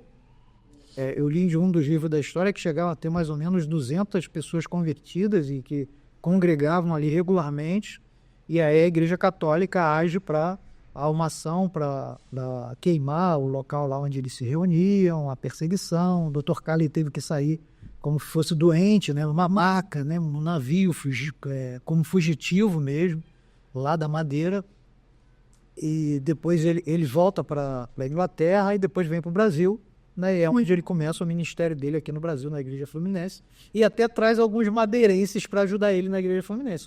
Nós devemos alguns portugueses que fugiram da Ilha da Madeira e vieram depois que o Calley estava aqui no Brasil para ajudar no trabalho aqui que começou no Brasil. Então, assim, o evangelho em Portugal chegou antes do Brasil, mas você vê que em Portugal ele não cresceu como cresceu aqui no Brasil. E você tem até um dado ali entre 2000 e depois de 2010, a Aliança Evangélica que tem essa informação, né? Mais de 700 igrejas fecharam em Portugal por falta de pastores e líderes, falta de recurso financeiro para as igrejas se manterem abertas. Uau. É muito triste, né? É triste. Aí volta a crescer com o movimento migratório depois da pandemia. Aí você volta a ter muitos imigrantes em Portugal e isso está crescendo de forma até acelerada, né? Você vê que em 2021 o censo era 186 mil membros, hoje a Aliança estima que tenha 250 mil protestantes em Portugal, mas por conta do crescimento do movimento migratório, né? Principalmente de brasileiros. Você falou uma coisa muito interessante, porque a gente sempre ouve, né, já há bastante tempo, as igrejas na Europa estão fechando, né, estão se tornando, né, biblioteca, museu, qualquer outra coisa e tal. Igrejas estão fechando. Mas a gente parou a pensar por que a igreja está fechando. Falta de líderes, falta de obreiros. A seara é grande, os trabalhadores são poucos sempre, né, e enquanto tem igrejas, né, que estão jogando praticamente, né, saindo obreiros ou pastores, jorrando, né, como fonte, vamos dizer assim, né, e isso daí tem que trazer uma reflexão. Uma das grandes necessidades da igreja portuguesa hoje é realmente a formação de liderança, né? Até às vezes falam comigo sobre a questão de fazer movimentos evangelísticos, né? E é claro que é importante, né? Assim, mas o primeiro trabalho é a formação de liderança. Porque como é que você vai trazer pessoas se você não tem gente para discipular essas pessoas? O que você vai fazer com essas pessoas que vão ser impactadas, né, por esse evangelismo? Vai levar para onde? Quem é que vai discipular? Quem é que vai você precisa identificar essa liderança nativa para poder formar essa liderança para receber novos crentes. Porque esse é um dos grandes problemas que a igreja que, assim, alguém se converte e não acolhe, né? Depois, para você resgatar essa pessoa, é muito mais difícil, muito mais difícil. Vai entrar ali na pesquisa, na estatística do desigrejado, né? Que se frustrou com a questão da igreja, né? Então, assim, tem que ter essa questão do planeamento, né? Lá em Portugal a gente chama de planeamento, não planejamento, né? Planeamento. Uma pergunta, né? Porque, assim, os dados estão aí, né? A informação, né, ela está presente.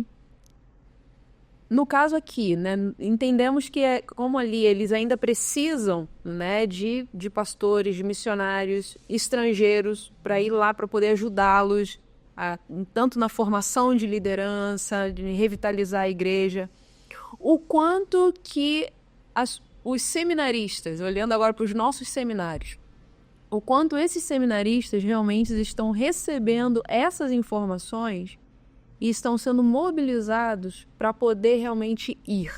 Você acha que também existe uma falha, né, nesse sistema, né, que nós temos? Porque assim, tem a formação, né, a teológica, pastoral, mas é claro, é muito focado, né, no ministério aqui, nacional, né? Qual o impacto que realmente, né, causaria se trouxéssemos cada vez mais essas informações para os seminaristas, né, para os centros de formação teológica? É a mobilização missionária que a gente sempre fala, né? Precisa mobilizar os seminaristas. Na verdade, assim, os seminários, eles foram criados para, assim, formar servos de Deus, né, para servir a Deus aonde Deus quer. Sim. Não aonde você quer estar. Essa é a grande diferença. O problema é que os seminários, eles perderam essa visão, né? Então, assim, eles passam a formar teólogos. Sim. O que não é ruim. Mas se você for um teólogo com a visão missionária, a visão correta do teólogo, maravilhoso. Agora, o problema é que fica só aquele academicista, né? Assim, vamos dizer assim, o acadêmico, e não tem a visão de reino realmente, de seguir para onde Deus quer te enviar. E aí você vai ter lugares que você tem um excesso de gente aqui criando problema, né? E vai ter falta em outros lugares. Você anotou um ponto muito importante. Esse cara fica criando problema. Cria problema. Sim. Ou na internet, Que não ou na igreja. dá trabalho. Dá trabalho, Isso é uma máxima. Não, está, hoje deveria estar, né? E igreja, assim, você chega na igreja, você tem que ter uma função, isso é corpo, né? Você é inserido num corpo e cada parte, cada um tem a sua função no corpo. Então, assim, você tem que ajudar esse camarada a identificar a função dele no corpo para ele ter atividade, né? Para ele desenvolver a função dele ali. E essa questão também da questão do seminário precisa mostrar isso para os pastores. E assim, igreja é corpo, né? Então você não está sozinho, você vai ajudar as pessoas a entender isso e a viver isso. Tá? E não centralizar as coisas nenhum, né, preferencialmente a um e outro. Não, e realmente entender que igreja é corpo, mas é o corpo da igreja global, não igreja local. Porque, infelizmente, muitos olham a igreja local como se a igreja local fosse o corpo. O fim, né? Fosse o fim. E a gente fala... E aí o grande erro que aconteceu até com a igreja primitiva, né? Sim. Que estava ali em Jerusalém, o louvor é muito bom, né, meu? O pessoal do Cordas tocando lá. É bom isso assim. Meu irmão está aqui. Isso é bom. Eu vou ficar na minha tenda aqui. Vamos ficar aqui adorando. Na verdade, Jerusalém, Judéia, Samaria e até os confins da terra. Por isso que a visão de Paulo era chegar até a Espanha. A visão de Paulo era chegar onde eu estou. Que Espanha, na época, era a província da Espanha, onde Portugal. Na verdade, ele queria chegar a Portugal, né? Ele só não sabia que... Né? Então, assim, essa precisa ser a visão. E é interessante, a igreja que eu estou pastoreando, ela tem uma dinâmica de formação diferente, porque ela não foi formada por um missionário, ela não foi plantada por um missionário, ela foi plantada por nativos. E essa é muito do que a gente está falando aqui. Foram 2 jovens que trabalhavam na companhia dos comboios, né, que era a companhia da ferrovia, né, do trem de Portugal. E eles foram transferidos da cidade onde eles trabalhavam para uma atividade em Conde de Sô, que é aquela, está ali no mapinha, né? A setinha, você tem ali o Alentejo, tem um percentual de evangélicos no Alentejo, aí nas 5 áreas que é dividido o Alentejo. E em Ponte de Sor, vocês vão ver que tem um percentual que é parecido com o de Lisboa, né? Que é 3,33%. Por que dessa diferença? Esses 2 jovens começaram a pregar o evangelho em Ponte de Sor, né? E assim, começaram a chamar a atenção na cidade com relação à pregação do evangelho e rapidamente tinha reuniões Tem um jornal da cidade que conta essa história, né? Que assim, um movimento na cidade, mais de 200 pessoas reunidas no local, né? Olha só. Ouvindo do evangelho, né? Essa novidade que chegou na nossa cidade. E as reuniões eram muito bem frequentadas, assim, é claro, curiosos, né? Mas desses curiosos, né? Ficou um grupo ali de 20 a 30 pessoas que realmente se converteram e foi aí que começou o trabalho da Igreja Congregacional de Ponte de Soco. Vocês vejam, 2 jovens, e aí voltamos, os jovens que Deus usa para poder cumprir a sua missão de uma forma tremenda, assim, né? E eles estavam ali no trabalho. Estavam ali a trabalho. Aí, ó, estão ouvindo, jovens? Estavam ali a trabalho, cara. Isso. Depois desses jovens, depois de 2 ou 3 anos, quando eles precisam mudar de cidade, pela questão também da empresa que trabalhavam, eles deixam o trabalho sob a responsabilidade da Igreja Congregacional de Abrantes, que é um pouquinho mais acima ali, que fica aí a uns 60, 70 quilômetros de Ponte de Soco. E uma mulher, né? Na Europa, muito preconceito quanto a mulher pastora, missionária, né? E uma mulher é que dava assistência ao trabalho de 15 em 15 dias.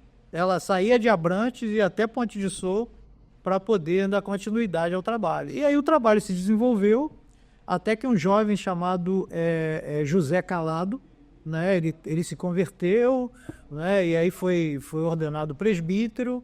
As igrejas na época passaram por uma crise logo no pós-guerra, ali em 1940, 45. Teve uma crise porque os pastores eram financiados pelas igrejas, nesse caso as igrejas congregacionais eram financiados pela Missão Brasil-Portugal, que ficava sediada aqui na Igreja Fluminense, né, que é a igreja do pastor Calley, Dr. Calley. Sim. Abriu aqui a primeira igreja congregacional, a primeira igreja evangélica no Brasil. Desculpa, eu esqueci em que ano isso aqui? Da plantação da igreja? Da plantação foi em 1911. 1911. Ou seja, a igreja tem hoje 113 anos. Né? Em 1945, eu estou fazendo menção porque foi o período que a igreja cresceu bastante. Foi a partir do ministério do pastor Calado. Né? Então, esse jovem, que era presbítero na época, não tinha feito um seminário, né? Por necessidade e falta de pastores ali, na decisão da igreja, ele foi consagrado pastor, assumiu o pastorado da igreja, e nesses 50 anos que ele foi pastor, a igreja abriu 40 missões. Caramba! 40 congregações.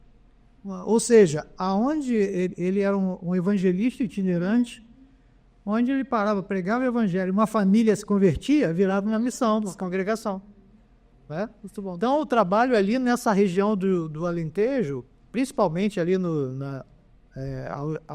arredores de Ponte de Soco, cresceu muito por conta do trabalho do pastor Calado, né? E assim, eu até hoje tenho buscado entender um pouquinho esse processo de transição, que ele até fez muito bem. Né? Ali em 1980, ele mandou 2 jovens vocacionados para o Brasil para fazer o curso de teologia, eles se formaram, né? Mas voltaram para Portugal por algum motivo que eu desconheço, esse processo de transição não aconteceu. E aí assumiu um pastor que veio do Brasil, assumiu a igreja, e aí quando você vem de uma outra cultura, né, até você se adaptar, né, conhecer as pessoas, ter a confiança das pessoas, né, isso leva pelo menos 10 anos. Sim. Não é menos que isso. Então, assim, o trabalho sofreu muito com isso. Então, diminuiu o número dessas congregações por falta de liderança. Né? Atualmente, são quantas missões? São 6 missões hoje. 6. Hoje são 6 missões. Né? 4 delas em processo... eu tenho um projeto de revitalização para 4 delas e 2... uma até eu preciso... Se tivesse um pastor hoje para ir para Portugal, e eu tenho até conversado com um casal sobre isso, ou se você quer, né, se é pastor, Veja você. É claro que tem todo um crivo, tem lá, né? Mas se já houver disposição, se Deus está Seu cansaça do Senhor. Aí, ó, quem sabe não é resposta de oração aí. Então tem uma missão que está praticamente pronta. Tem 20 pessoas que congregam lá regularmente, tem 5 se preparando agora para o batismo.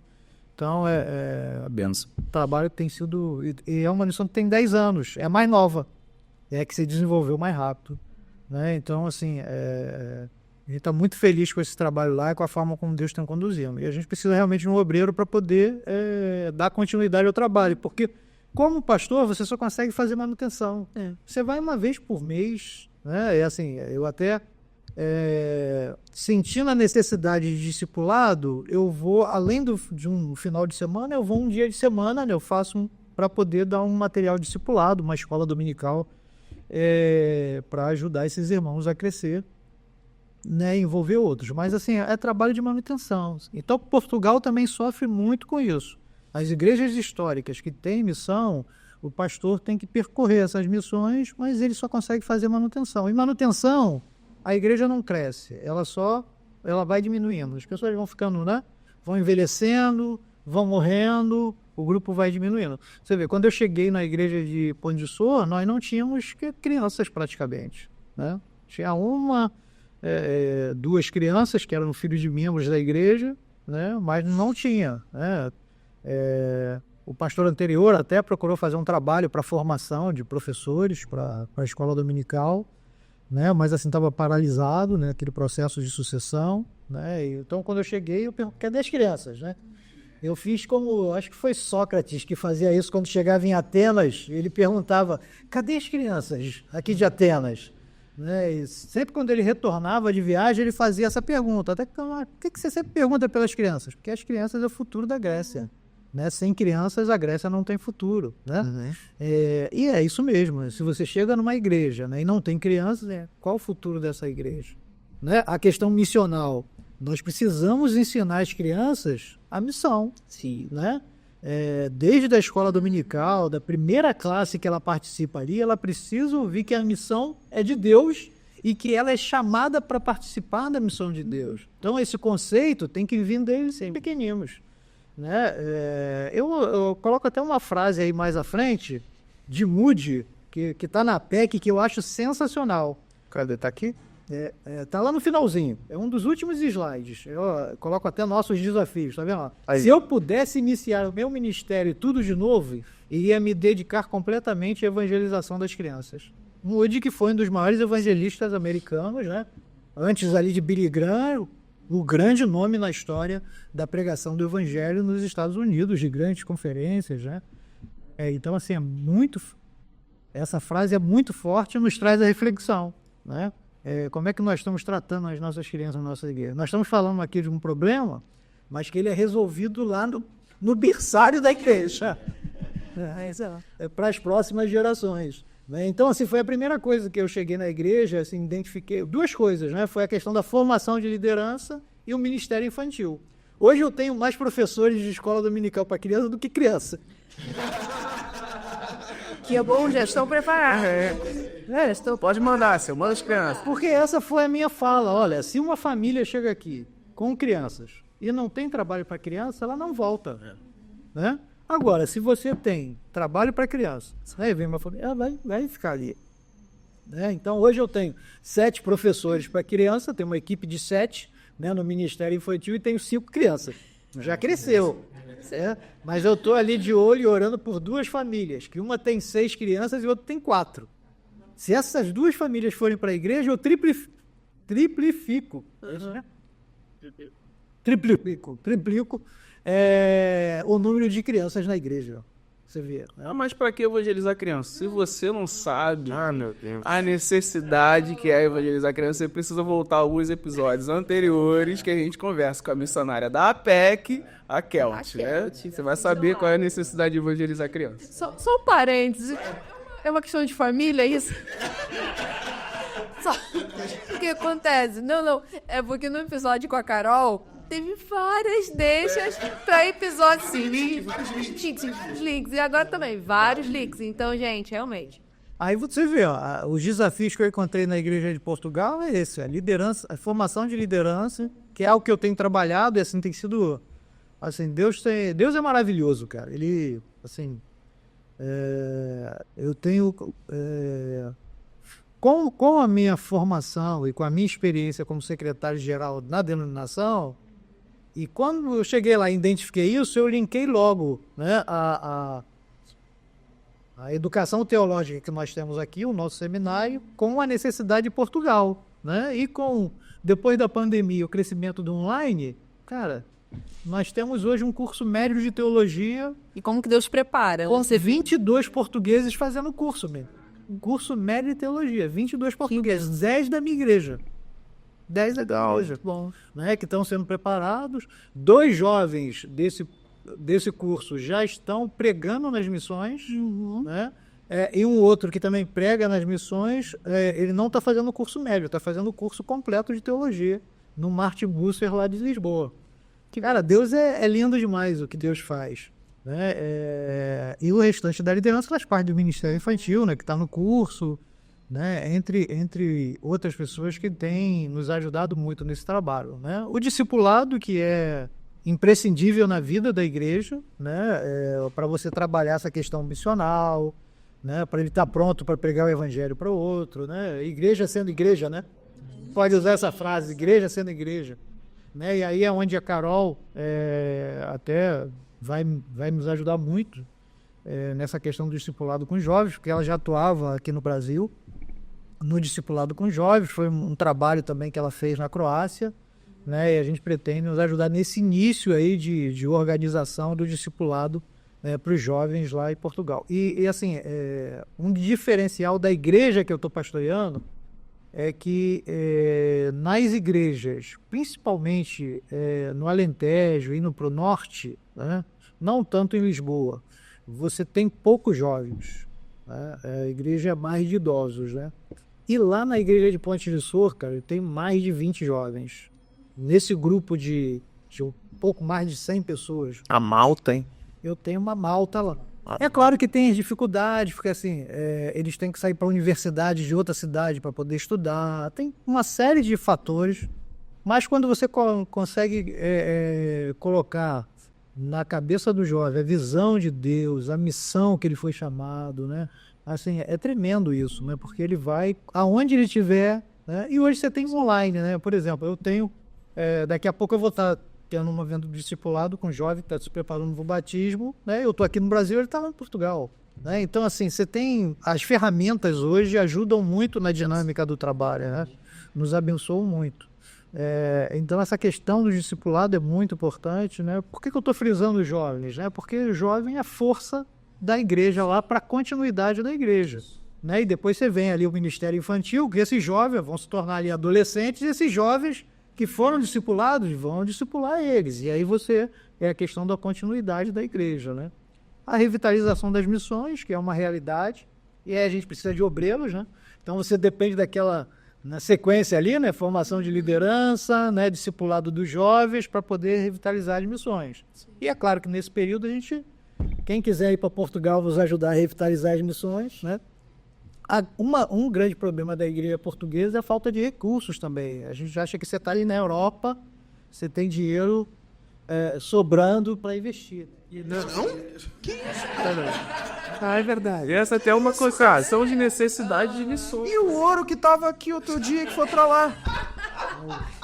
Alguém consumiu tudo e guardou Deve ser lá um desviar de ouro. não chega na especulação. É igual o imposto que você paga, mano. Você não paga o imposto que é peso de ouro? Você sai na rua, você não encontra um preço, né? É a mesma coisa o nosso ouro que foi lá. Tava aqui um dia, cara. Outro dia tava ali na esquina ali, pô. É uma coisa que algumas pessoas pensam aí, pô, mas... Então, assim, a Europa, não pregar no evangelho é faio. As igrejas estruturadas, elas têm até condições de manter um pastor, né? As suas atividades, mas assim, sustentar também missionários para revitalizar as missões, para plantar novas igrejas, é uma dificuldade muito grande. Então, esse apoio ainda é necessário de fora. Pô, mas é muito legal, pastor, que o missionário, pô, saiu daqui do Brasil, vai pra lá, que trabalhe lá, pô. Você vai criar relacionamentos, pô, vai ter gente, ódio, é isso. Não, até mesmo uma questão cultural, né? Isso em Portugal e diversos outros países na Europa, né? Se você chega e se você não tem realmente uma atividade, exatamente, o que você está fazendo aqui? Você só tem uma atividade religiosa. Exatamente, isso daí eles olham realmente com mais preconceito ainda. Você não vai ter nenhuma abertura de relacionamento. Então, Você gera relacionamento, é estratégia para você Isso, ir com uma atividade profissional. Ser um fazedor de tenda. isso aí. Junta o útil ao agradável. E já começa aqui, né? E já começa aqui também. Lá não está o ouro, mas está o euro. Ah, é que é quase a mesma coisa.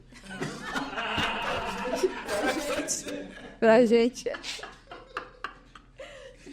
É só Deus. Que imagina.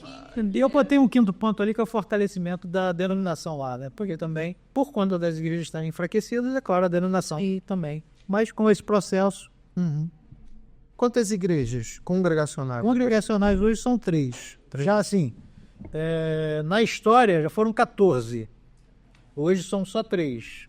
Algumas fecharam por falta de obreiros, outras se transformaram em igrejas presbiterianas, porque nessa época que eu falei para vocês, o pós-guerra, quando houve a falta de recursos aqui do Brasil para sustentar os pastores lá da missão evangelizadora Brasil-Portugal, houve uma proposta da igreja presbiteriana e algumas igrejas aderiram. Igrejas congregacionais passaram para ser presbiterianas por conta do sustento,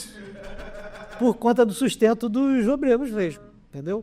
Então, outras, né, se tornaram metodistas, da Assembleia de Deus, né, uma da Assembleia de Deus, e hoje tem 3, né? Uma é a igreja que eu pastoreio, a igreja de Pão de Sul, a outra é a filha dela, que é em Pai Pis, que é uma igreja que tem 62 anos, é filha da igreja de Pão de Sul, e tem a igreja de Chelas, que é filha, se não me engano, uma das primeiras igrejas que foram plantadas em Portugal. Eu esqueci o nome da rua, até uma rua famosa lá, né? Tem um nome diferente. E um fato importante, né? Eu falei da pregação do Dr. Calley na Madeira, e que houve a perseguição, eles foram expulsos, né? Um jovem que foi um dos primeiros jovens que foi batizado por ele na Madeira, 20 anos depois, foi o pastor da primeira igreja presbiteriana em Lisboa. Caraca. Caramba, hein? Você vê como a semente do evangelho, né? Verdade. Nossa. Entendeu? Deus é bom, né? E quais são as necessidades, assim? Você já falou bastante coisa, assim, mas você colocou aqui a necessidade de um obreiro, né, para tocar o trabalho nas missões. Volta só um pouquinho antes de você terminar. Pode voltar mais um pouco. Pode voltar. Aí são as missões, tá vendo? Ah, tá. Ali a Ponte de Sor, né, o balãozinho azul. Né? Aí você tem aqui Cabeço de Vide, que é próximo da Espanha. Né? A gente está ali no sudeste de Portugal, então para cá você tem Espanha, né? Então Cabeço de Vide está perto da Espanha. Fica mais ou menos uns 40, 50 quilômetros de Ponte de Sor. Né? Você tem Brunheirinho, que é mais interior ainda. É muito legal essa missão. Brunheirinho. Quando eu li Brumadinho, Brumadinho. E aí depois você tem 3 na outra direção, que é Foras do Arrão, Farinha Branca e Montargil. Em Farinha Branca, por que nós temos um bom número de jovens na igreja de Ponte de Sor? Porque na Farinha Branca nós temos um acampamento que funciona há 51 anos. E aí, tradicionalmente, na Europa você tem os acampamentos, né? Tem os acampamentos de verão. Então, em Ponte de Sor, nós temos, nesse acampamento, nos meses de julho e agosto, 4 semanas de acampamento. Temos acampamento uma semana para criança, uma semana para adolescentes, uma semana para jovem, uma semana para família. Olha, Legal. muito bom. É muito legal, muito dinâmico e assim, isso tem dado muitos frutos para a igreja. Né? Como a igreja está mais próxima ali do acampamento, né? Tem um torneio de futebol que é feito, e aí tem os times lá das igrejas, mas tem times também de fora da cidade que participam do torneio. Vocês recebem voluntários? Isso, mais ou menos isso. Vocês recebem voluntários para ajudar no acampamento? Se tiver alguém interessado aí nas férias, julho, né? Julho e agosto, poder porque na ajudar. Europa as férias é julho e agosto. Então. Né? O que é no Brasil aqui, né, janeiro e fevereiro, lá é julho e agosto. E sol muito forte, mano. Então é um projeto de curto prazo, né? Poder estar ajudando, apoiando. Nesse período e não vai sentir frio. Vai sentir muito calor. Então estamos aqui abrindo as oportunidades. Olha, Curto prazo. curto prazo, obreiros, precisa de pastores, né? Precisa de missionários lá, precisa de gente para um período aí de férias, pode também estar somando. É só entrar em contato, gente. Isso aí. Volta um pouquinho mais, Elisê. Esse é o acampamento, tá vendo? Esse é o fechamento de acampamento de jovens. Pô, isso era o fechamento no último dia, a última noite, né? Aí você vê, é claro que não tem jovens só de Pão de Açúcar.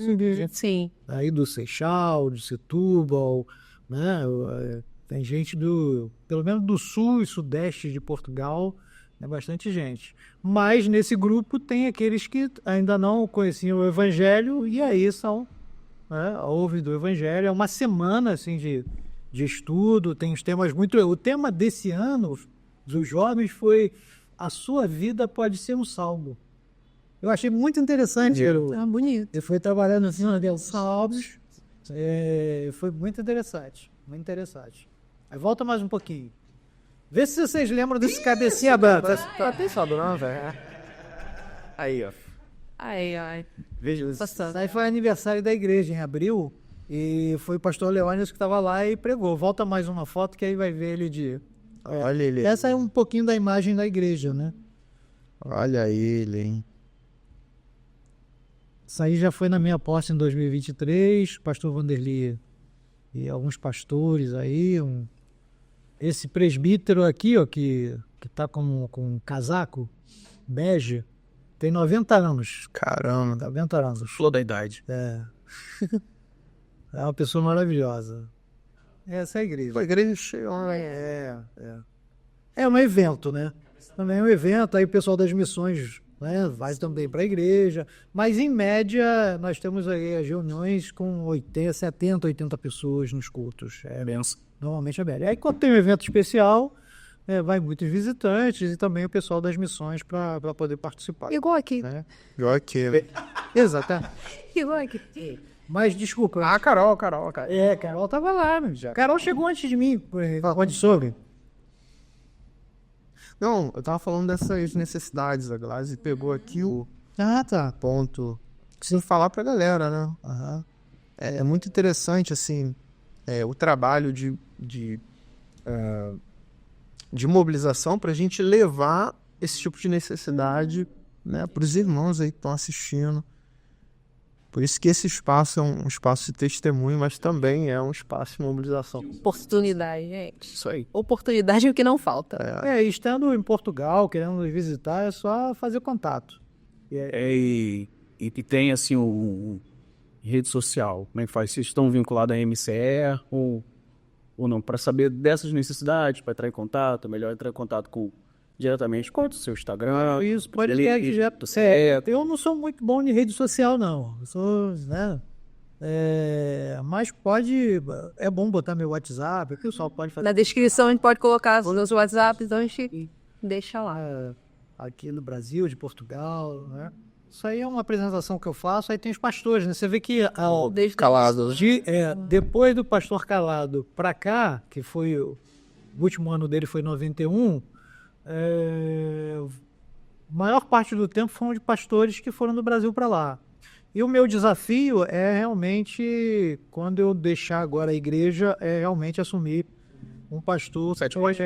Isso. O pastor Bruno pastoreou lá também. Antes de mim, pastor Oswaldo, pastor Wanderly. Mas assim, há bastante tempo que nós temos só pastores que têm ido do Brasil para lá.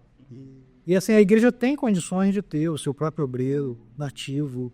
Tem muita gente boa lá, muita gente que foi discipulada pelo pastor Wanderly, pelo pastor Bruno, pelo pastor Oswaldo. Eu só estou colhendo os frutos. Alguém tem... Uns trabalham e outros colhem os frutos. Sou beneficiado, entendeu? Deus tem os seus prediletos. Né? Eu sou privilegiado. Eu uso muito essa palavra privilegiado, isso mesmo. Assim, eu participei de 3 igrejas que são, né, a igreja da minha formação, a igreja congregacional do Baldeador, uma igreja família, uma igreja sensacional.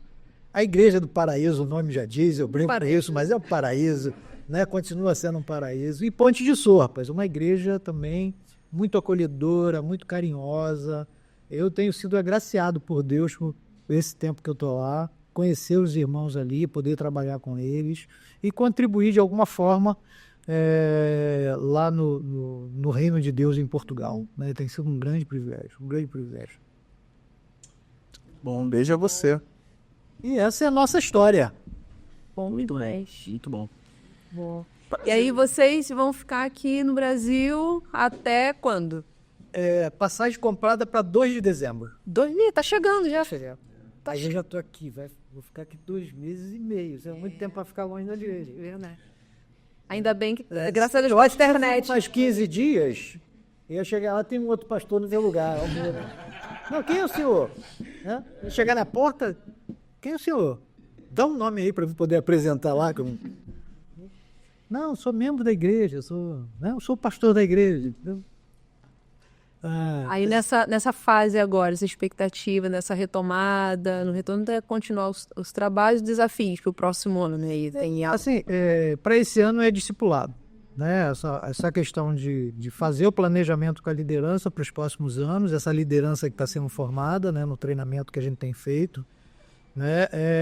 E discipulado. O Ministério Infantil já está bem encaminhado, né? A questão só agora de estabilizar as coisas e aí naturalmente ele vai crescer, né? Mas assim, o grande desafio desse ano é solidificar essa questão da liderança com o discipulado. Amém. Então, continuamos. Amém. A Trelice e a Videira. A transição aqui dentro. É o livro que eu estou levando, inclusive, de presente para eles. Falei.